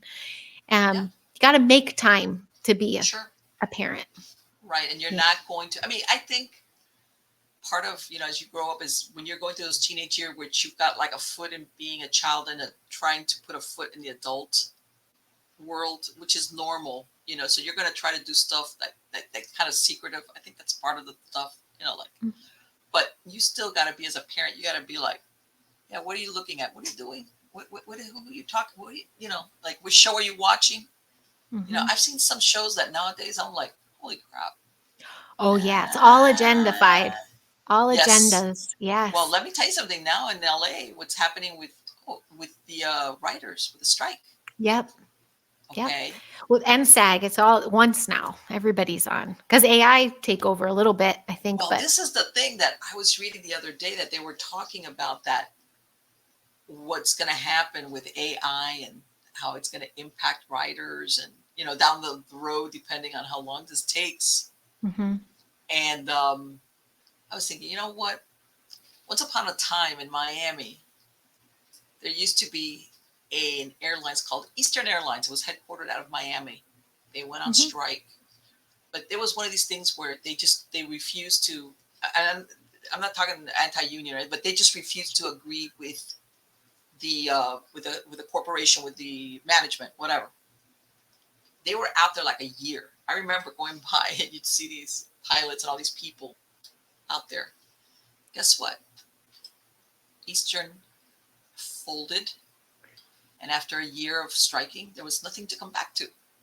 Okay, because This they could all be the lived here, takedown. because since the airlines was headquartered here in Miami, out of Miami Airport, after a year that wouldn't negotiate, they couldn't come to an agreement. Not nothing like, let's one of these where the union was really hardcore, and too hardcore, I guess. Really, in the end, is what happened.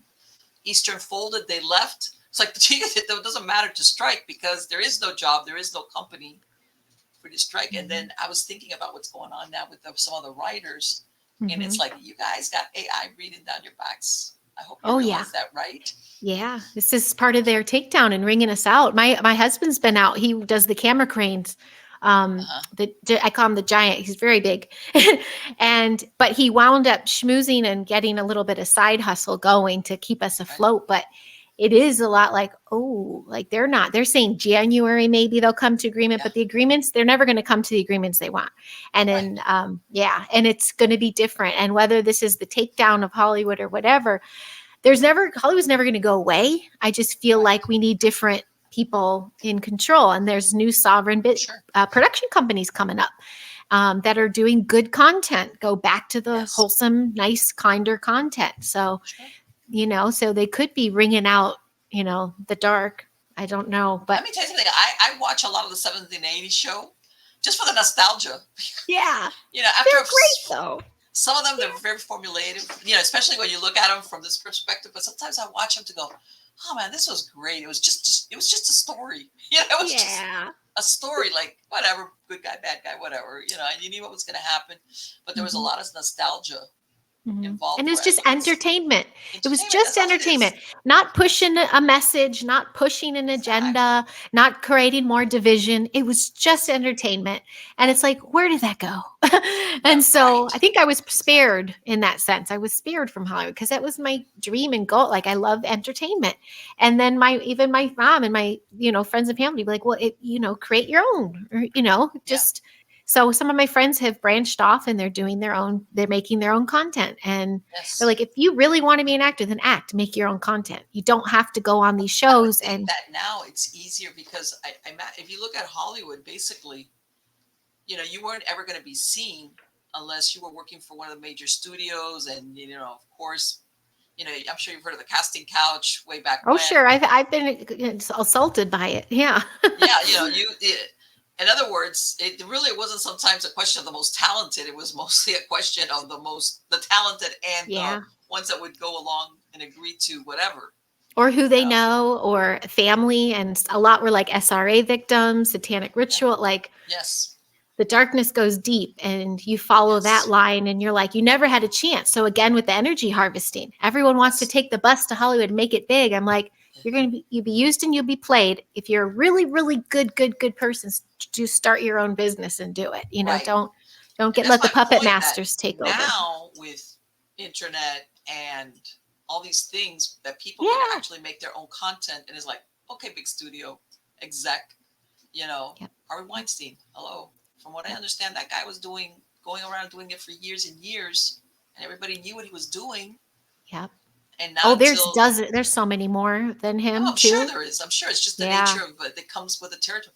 But now you can make content, and you don't need to have if it because you only had these big studios, and even from before what they call the golden age of Hollywood, where these Mhm. basically studios owned you if you were an actor and actress and you were Oh signed up. yes. Poor Judy Garland and them. Yeah. Yes, They're and Shirley Temple. Ooh. But and also yes, CCP, they were involved in Hollywood, old Hollywood. The monies is a global, yes. it's part of the what's it called? Everybody, it was, and a lot of people just saw it on the surface, but yeah, and yeah, and of course, well, I'm gonna say, because back then, let's go back. They would whatever these stars or starlets or whatever did in their private lives, they always had a publicist. Like your public appearance or persona, they very carefully took care of that.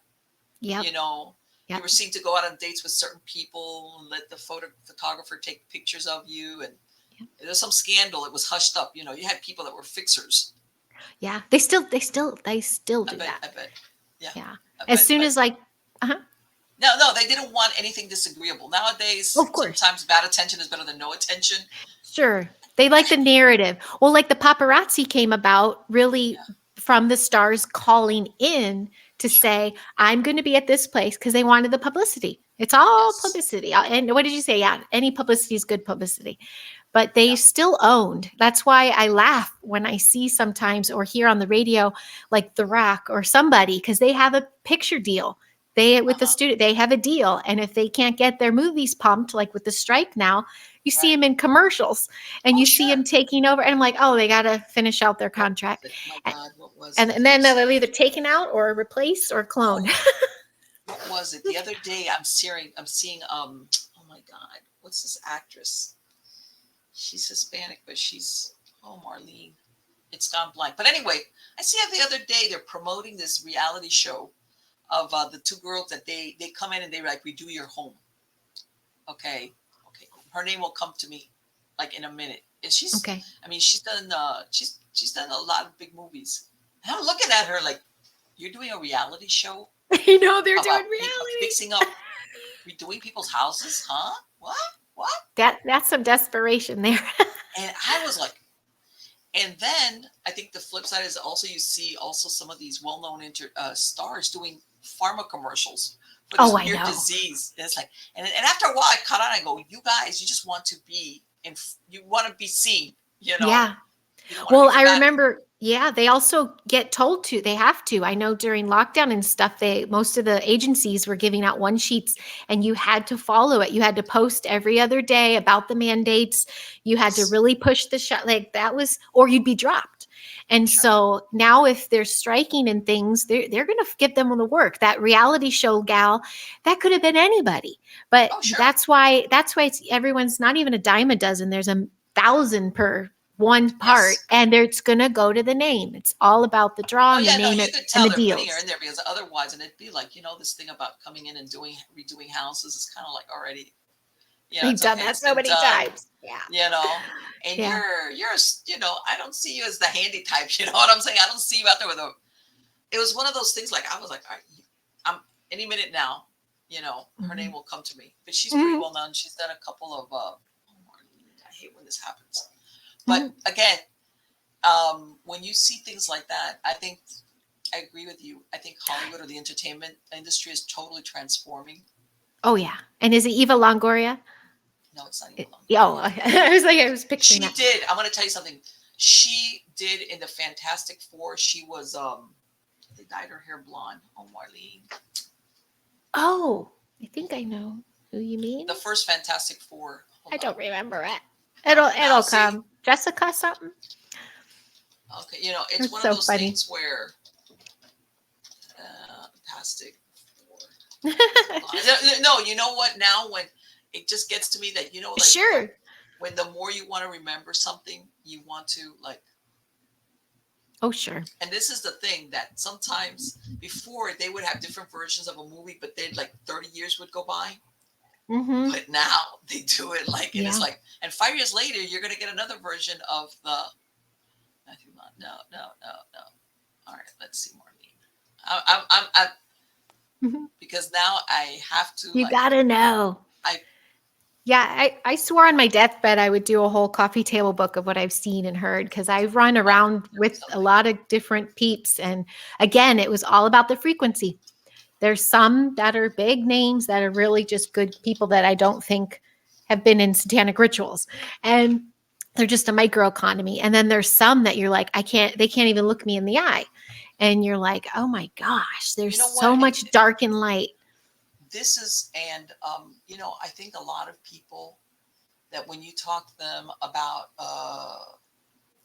satanic stuff, ritual stuff, even stuff that's happened to child actors.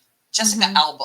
Thank you, Marlene. Okay. Jessica Alba. She's doing a reality show. Oh She's my doing God. a reality show Didn't she just do diapers?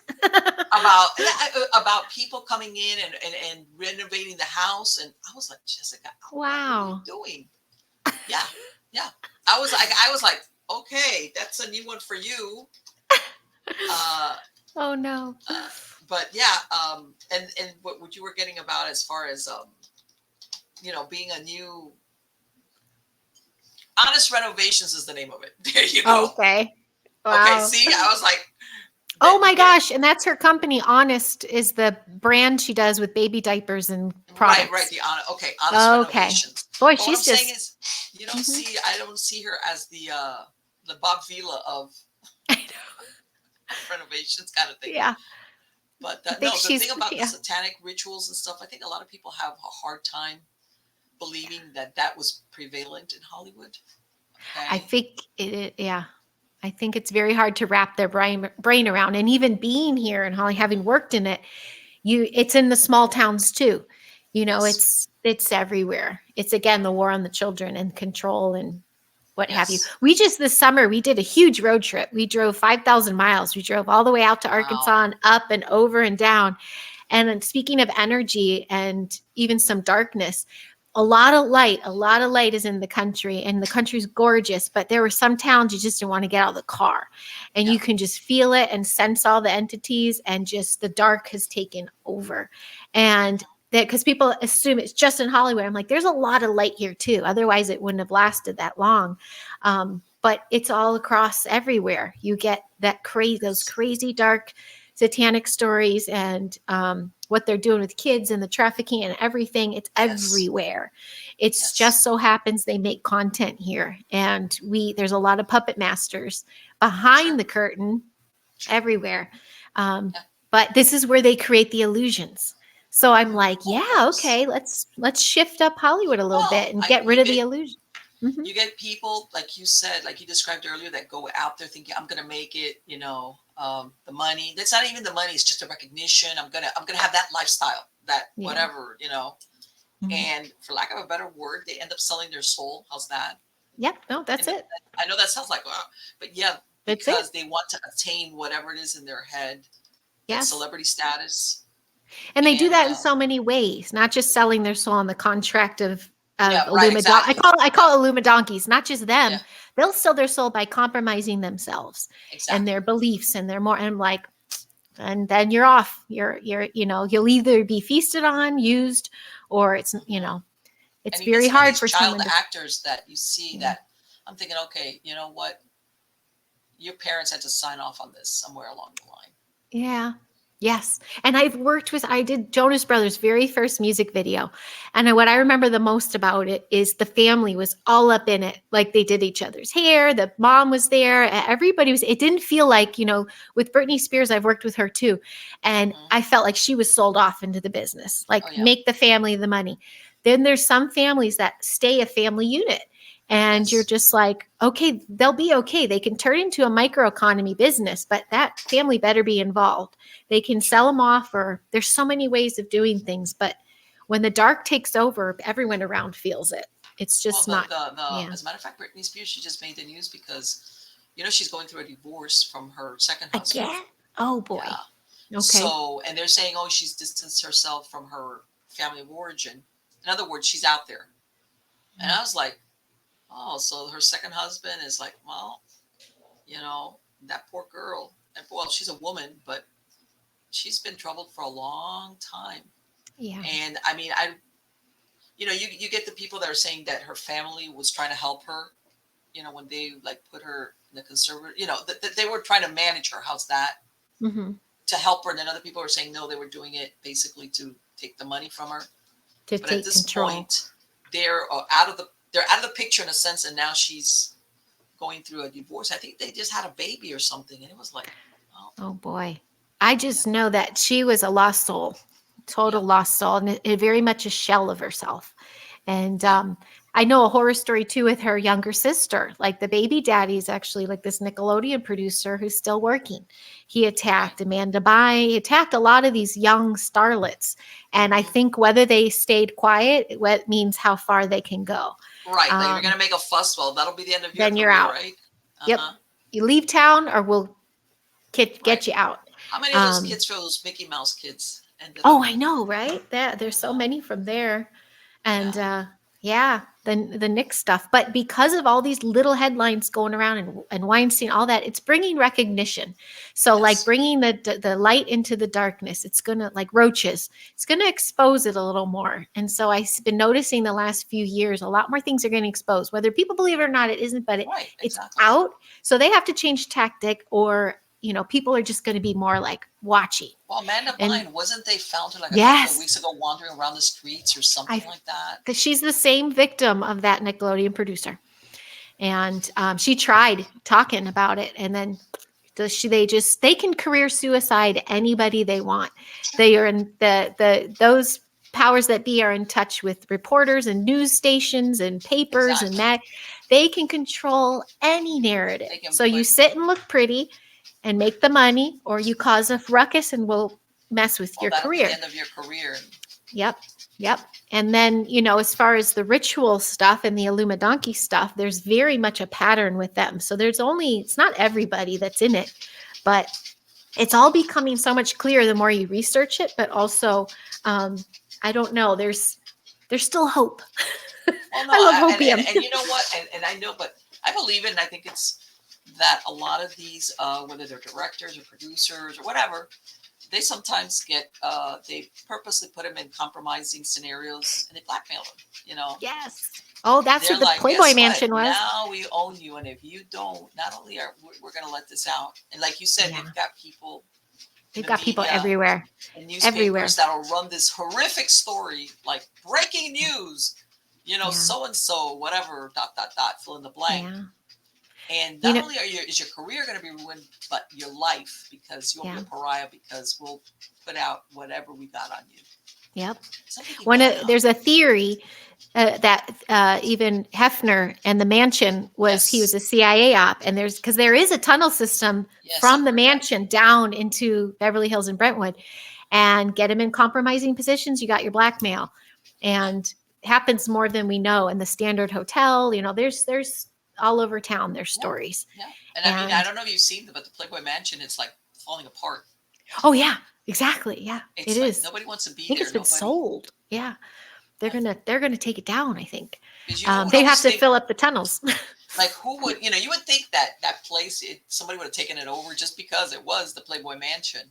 Mm-hmm. But like you said, maybe it's got bad juju on it. Something there is like, you know what? Forget it. Well, yeah, they have to hide the tunnels and the going in the Polo Lounge and the going into where are they going to and all those things. Exactly. All this, which have been going on for a very long time. It's nothing new. Yeah. Sure, because when you look at those, especially those earlier, the Playboy Mansion was like if you were up and coming, this is the place to be seen, especially if you were a star, a man, like a male star or something. Mm-hmm. If you were at the Playboy Mansion, you had it made. Mm-hmm. This is a place full of bunnies and men and women go there. That was publicity. It's like Studio 54 or any of the hot spots. They're, as much as they're a hot spot with good publicity, they're also very heavily controlled. And only the right people get seen there. Yeah, only that right people get admittance.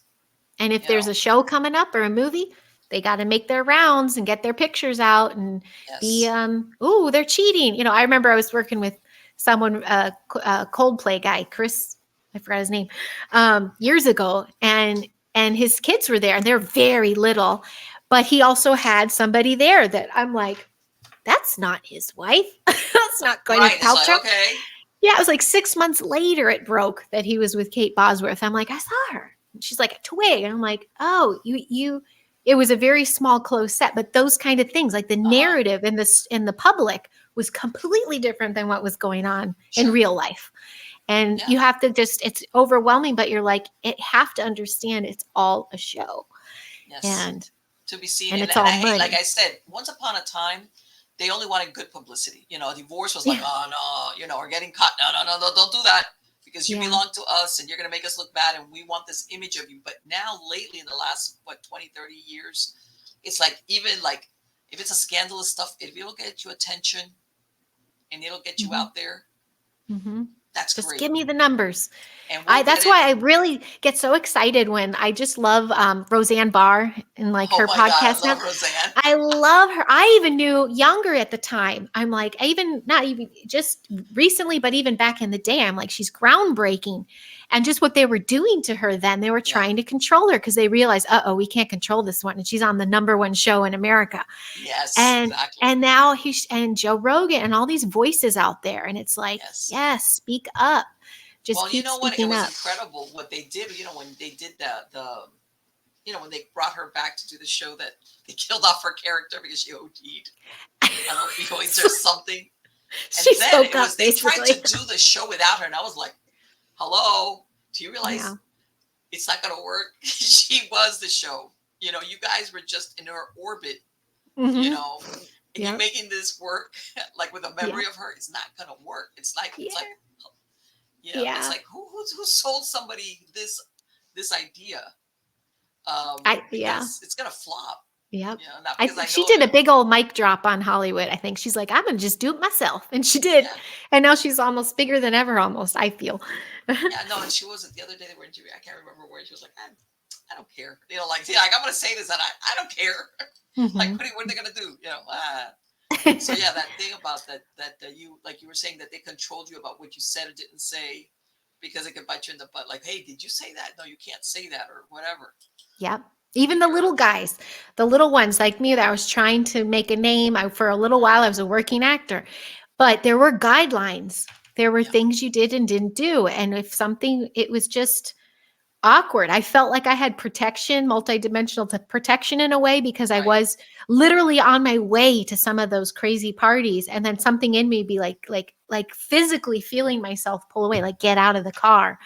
And then I'd have friends that would actually go, and I'd run into them again, and there'd be no light on, and they'd be like, "Why did you leave?" Like, kind of like, "How did you?" I go, I couldn't go. I'm sorry. I know I'm not going to be make it, or I didn't know." But then they're upset, and then right. you never see them again, and you're like, "Oh God, what happened?"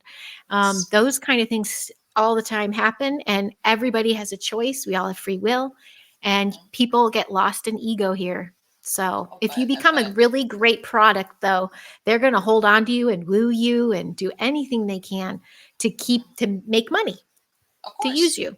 Yeah. Right. Yeah. Exactly. Yeah. Exactly. Yeah. And a lot of people, like I said, they go out there with this illusion of what they see on the outside, but like you said, there's something going on in the back that they never see. Is like really what the price tag is on this if you don't know what you're doing, or if you Yeah. don't have, how can I say it, a moral compass. How's that? That Yep. you say, That's it. no, I'm not going to do that. I Yep. don't care. So okay, forget it. I'm not going to do that. You Yep. know, Yep. and I think that a lot of people out there, they go with good intentions and they end up getting caught in the whatever, because I'm sure it's little by little, that Yeah. they get you to go along with certain things or do certain things or be quiet about certain things Mhm. that later on, you're like, I'm in too deep. How's that? Oh yeah. People have been scared silent. Yeah. Hmm. It's like, okay, you want to put, in other words, they know, if you ever want to put the poop out on us, guess what? You're in that poop too. So if you ever go, you're going to expose yourself. And after a while, I think they know who's that. Even if it's, how can I say, even if it's not a blackmail kind of scenario, but you're complicit, you knew, or you were there, and you didn't say anything. So guess what? You want to talk about it. You better include yourself in that conversation. And some people are like, oop, may Yes. not, may not say one. You know who's great? This is on the way out. I don't know if you've ever followed James Wood. James Oh, Wood's I on. love him. I love the best Twitter ever. Yes. He's great. He's the best. He's fantastic. Couple years I've been obsessed with him on Twitter. I'm like, go, James, go. Yeah, Yes. he's like spanking him hard, I and love it. it's like, yeah, I love to see That's some of the stuff he that's again says. what you were saying in the beginning. They all have a chance on this platform and the internet and stuff to just Yeah, get out there without anyone telling them what to do. And yeah. So they're what causing do you some trouble. what are you going to threaten me with? What, that you're not going to hire me? Oh well, okay. After a while, but they don't have that over you. You know what I'm saying? It's like your power over me is gone. Yep. And I think that that's hopefully where, like you said, that there's content creators, whatever the content is. I'm going to even say it for the self-publishing, even for books. People now are self-publishing. Before you had to, get a publishing house to publish your book, Hmm. and if it wasn't the right, um, if it wasn't the right message in the story, even if it was fiction, all right, it didn't get published. It could be the greatest manuscript, it just wouldn't get published. And now people can just go, hey, I'm going to self-publish. Yes. Or they just have AI write it for them. They're like, Oh this is a man. great subject. And then a week later, they have an Amazon book. It's like, Oh what? yeah, I know. I've seen some people out there that are not, that they're, oh, and I have a book out, and I'm like, huh? How'd you do that? You've got a full time. Because Yeah. I'm a writer. I have 8 books, and that's a hard work. Okay, it's Oh, a full time job in the sense of when you're writing, and I'm like, how did you produce that so quick? Like, what? And it's like they got ghostwriters. They got Oh yeah, ghostwriters, for you sure. know. So yeah, it's like, all right, all right, okay, we'll say you're a writer. Sure, sure, sure, sure. That's just me being like, I'm just, I'm getting a, Cheeky. I'm like from the old school where, you writers actually wrote stuff out. Yes. They rented a cabin and got Or out yeah, there. I had to. I'm getting my writer's block, that kind of stuff. But Yeah. yeah, and it's but yeah, the let me tell you something. I hope you come back and we're going to talk about that because especially where you're at, I think that this thing of AI and Chat GPT and all this, I think that's really going to turn.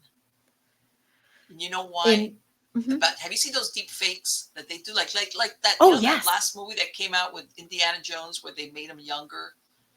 I The didn't even see it yet. I I heard it was a haven't lot. seen it, but I saw Yeah. some shots that they Okay. did when when they were releasing the movie. They do some stories, and they had a Yeah. couple of pictures of how they made him young because they were doing the before and after in the film, what he looked Hmm. like when early, Harrison Ford kind of deal.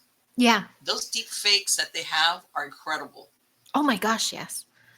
And It's I'm thinking, it's yeah, it is. I don't think it's just Hollywood either. I think it's on our news. I oh think yeah, it's yeah, everywhere. And yes, yeah, that yes. is going to change You know everything. that there's a bunch of um, shows on YouTube that they have a person and it's basically it's AI. You know that, right? Wow. Yeah, I'm not surprised. And I probably watched some and didn't know it. And And want me to tell you, how usually you can pick up on it on their blink rate of their eyes. oh, ooh, I'm going to look for When that now. especially when they're narrating or something, they make them blink, but it's almost like I'm going to make you blink to make it look like I'm human because if I didn't blink, you'd think like, what's wrong with you? So But it's they an blink like obvious. very, how's this? They blink very slowly, Wow. very, Okay. like it's very, and their voice, yeah, they have inflection, but at the same time, it's very like level. Hmm. And I was like, and then I started looking for it, and there's a bunch of YouTube videos that it's AI produced. The person because they want to make it look and the narration, whoever's narrating it, it's a robot. Wow. And it's Man. like, yeah, they're trying to influence us to like, And this was coming. I remember being on MySpace and warning people. oh I'm my like, god, MySpace. Can you remember? I was already down rabbit holes. I'm like, the transhumanist agenda is coming, agenda 20, agenda 30, agenda 50. I'm Yeah, like, yeah, computers are going to take over. Da, da, da, da, da. And now it's yeah, like, oh, yeah, it's here. And they're striking over it. I'm like, oh, yeah. this Let me is, tell you, we're in those it. writers got a lot to worry about. Yes. Yes. They And the do. actors. Now, And the actors. Mm-hmm. I how's this? I think that maybe if you want to look at, I think though truly something really creative and original, you're not going to get it with AI. I think that's Oh, another yeah. whole You're going to time. have soul in it. Yeah, Yeah. that original idea, that thing that you're thinking out of the box. That's I'm sorry. I think that's going to be total. It's going to be a human thing. But Yeah. stuff like mediocre, something to middle ground, yeah, you could probably get it out of AI. And then of course then we go into copyright infringement. That's another big thing that's going on now with a lot of these different companies.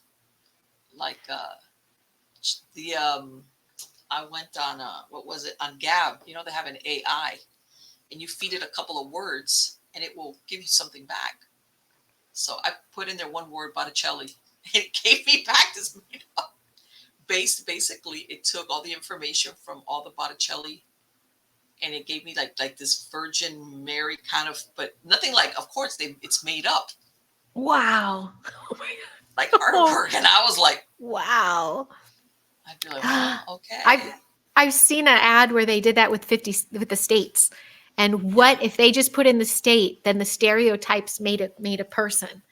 And Uh-huh. I was just like, every state you went, I'm like, yep, yep, oh yeah, that's Texas, oh that's Yeah. California. Like you could tell. I'm like, holy smell, but it's like in seconds.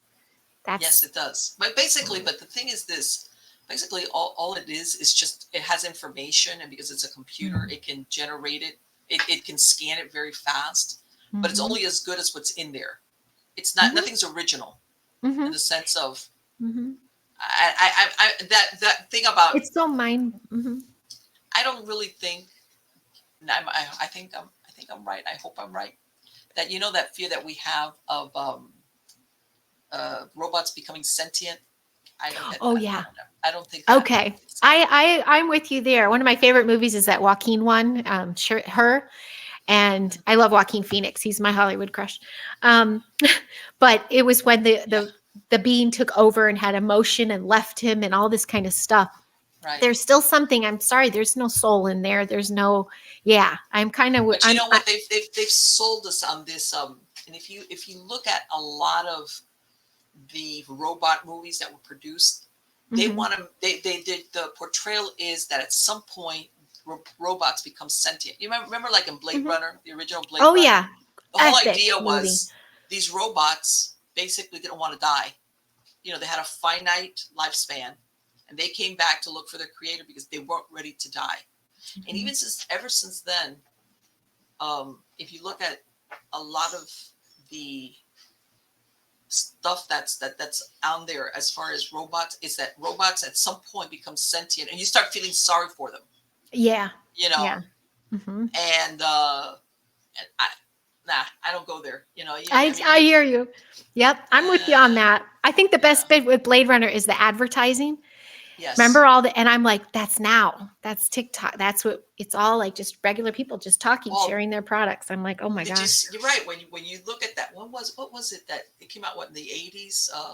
The original The late eight. with Blake. It was like I want to say. Hold on, Marley. Wait, we got to put this to rest. Hold on. Right, Google is some good for something after all. Yeah, with the AI, I giggle with people against it online. I go, you're on Facebook. You've been feeding AI. 1982. Okay, there we go. 82. 82. Wow. Blade Runner came out in 82, that original one, which was, of course, it was great. It was a great movie. I loved it. Yeah. But it was that dystopian future, and you had the drizzling and the Yeah. all that, and by the all the Oriental stuff, Yeah. you know, I think and we were on that timeline. I yeah, think that was a possibility, but we shifted yeah. that, I think. But they made it look like, but always the bad guys are the humans because we use the robots, or we fail to recognize that the robots become sentient and blah blah blah blah. And I'm like, nah, I don't think that computers can make that jump. Mm, I know a lot of people, they become self-aware and right. they take over Right. that. I don't believe that. Now, that somebody could program them to, like, how can I say it? Be looking over you, sure. But at the end of the day, the one that's running the show is some human, behind the scenes. I That all of a agree. sudden, The Oz behind the yeah, curtain. yeah, Hmm. that thing that they say, oh, that these different programs that they're. I was like, sorry, don't believe that. I don't get that. I never. I might I be wrong. get you. Who knows?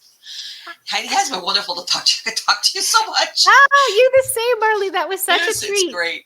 Thank It's you so fantastic. much. Thank It you has been for having absolutely me. wonderful. I'm going to let you get off to your Monopoly game with your children. I So, hear a little pacing.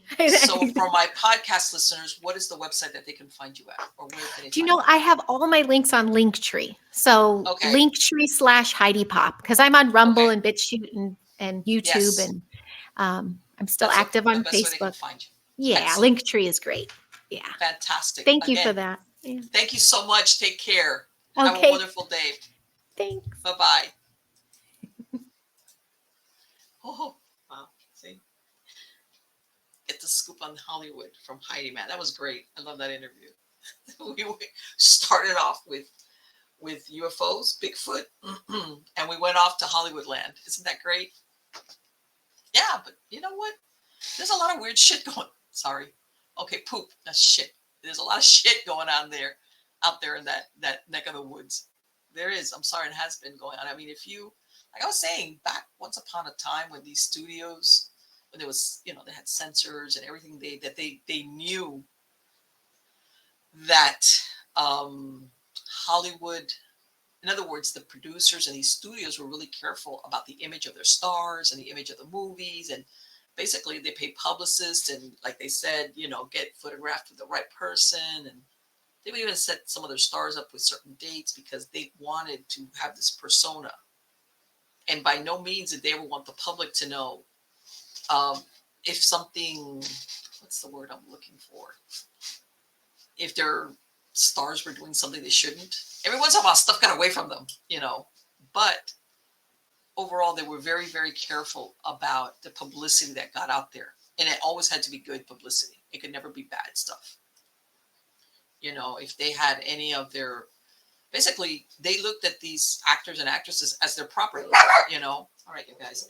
So they hey, shh, be quiet. Of course, the children. So they crafted this image, and they said, you know what, your image in the public eye is going to affect our bottom line. So you either behave or we'll make you behave. All right. So if you had people with weird lifestyles or drug problems or scandals or drinking problems, they had people back there taking care that you always appeared the right way, or God forbid a divorce, or extramarital affair.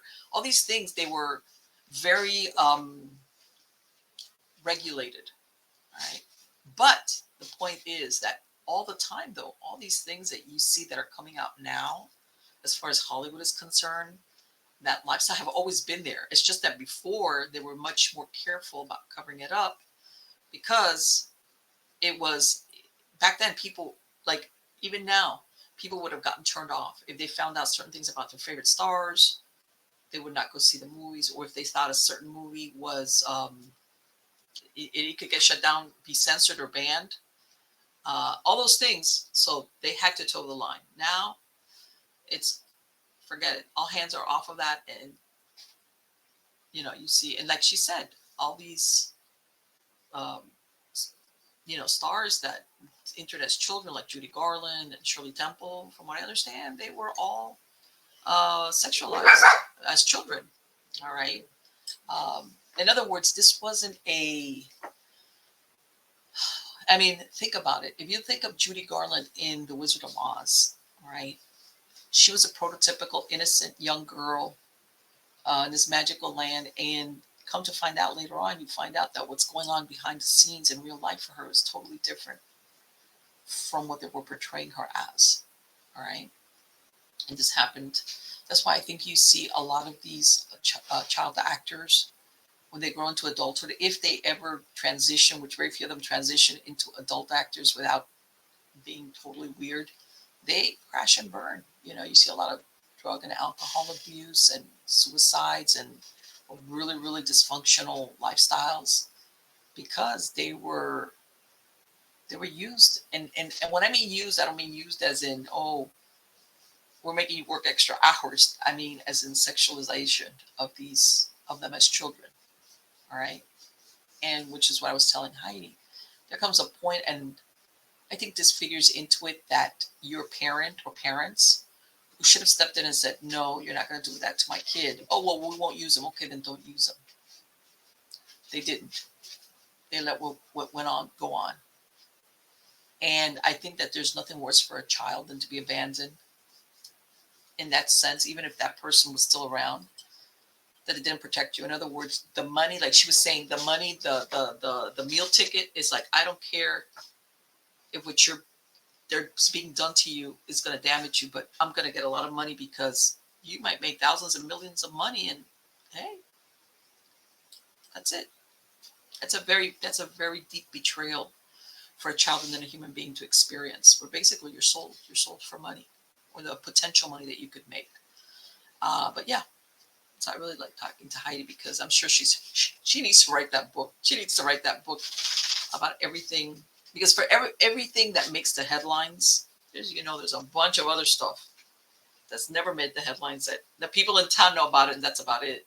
Or they heard it, or the whispers, or what people, oh, did you hear about so-and-so? Did you see what happened? Yeah, all right. It just never makes the papers either, because something else was more important at that time. Like I said, I just saw this thing with Britney Spears, that she's getting divorced. I think she just had another baby with this guy, and she's getting divorced from him. And I look at her, and and they were saying also that, in other words, that like she's not close to her family. In other words, it sounds like she doesn't have anybody to step in and help her. And this is another thing, sometimes these people, when they're on this path of self-destruction, they push other people away. Nobody can help them. If anybody really came sincerely to help them, they'd get kicked in the teeth. So that's what happens a lot of times, and it's a shame. It's a shame. And yeah, there's a lot of things that go out there. And so my point being that, in a way, I'm hoping that the changes that are going to come about in the entertainment business, as far as, let's say, Hollywood, I hope it's going to be for the better. I think that a lot of people are fed up with what was being produced, which was either mediocre or really stank. And plus, it was like the social engineering to the nth degree. And it was like, why can't you just tell me a story and entertain me? That's all I want. Some great story where I can be. Let's think of let's say Raiders of the Lost Ark. It was great. You saw this guy running around away from the Nazis all over the place, and these close calls and the music, and it was like, what a great movie. What happened to just that? Just a movie, a great movie about adventure, whatever. And everything now has to come with double entendre and this is message, and let's face it, some of the stuff is not so subtle anymore. Where you're like, oh my god, all right. So all right, we're dressing this story with all these messages, and even series now, it's like you get into it, you start looking at a series at the beginning, it's like, man, this sounds like a really interesting storyline. And then about the second or third episode in, you're like, oh, here we go. You thought you were going to hook me, right? And it started off great, but I see where this is going. Forget it, turned off. At least that's what I do. I never get so hooked on anything that I can't walk away from it. If I feel like, you're getting too preachy, or you're going to manipulate me, or this is the story, and, all right, forget it. I'll go look at some 80s or 90s show or 70s or whatever. I mean, God knows there's enough channels now on streaming that you could find something, whatever, to entertain you. And I'm serious.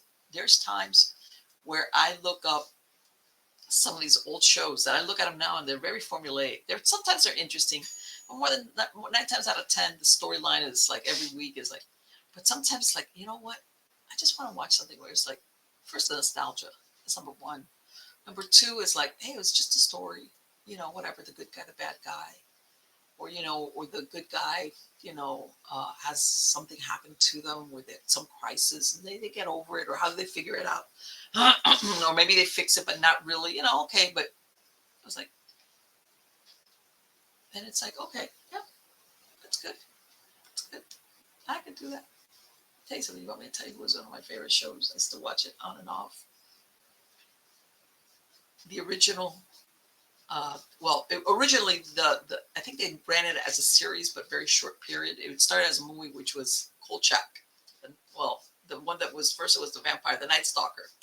This came out like in the 70s, and the other one, the Night Strangler. And then I think they did a short stint with the series. I don't know how long it ran, but I watched that and I love it because this reporter, he was great. He was doing this reporting on all these things that we look at now. Like I was saying, that he was like, we're ready. They would run out of town because he's going after that story of it's a vampire. And everybody's like, no, it's not. Or it's this guy's lived 100 years and he's going around killing women. I love that. And that's some of the stories that I liked, where the hero was not a perfect person and he was kind of crazy, and he went against the grain or against the authority, and that was his opposition, and he had that boss that would scream at him, what are you doing? That kind of deal. And I really like those shows, and it's nostalgic that it's a simple formula. How's that? It was very interesting. So let's see what happens. Again, guys, don't forget to sign up for my Substack. And like I said, I have everything going on there, and I'm hoping that I will be publishing my book soon. I will let you guys know about that. And again, don't forget, I have all my links to everything on my ghostchronicles.com, on mpellicer.com. If you want to listen to anything, the podcast, without commercial interruption, you're going to find it there. Or not, links to all the major podcast platforms or the video platforms, which I'm on all of them. All right, and I've got a lot of interesting guests coming up. A lot. yeah, like I said, I'm prepping season 15 of Stories of the Supernatural. So come back. We got plenty to talk about. Till next time, take care.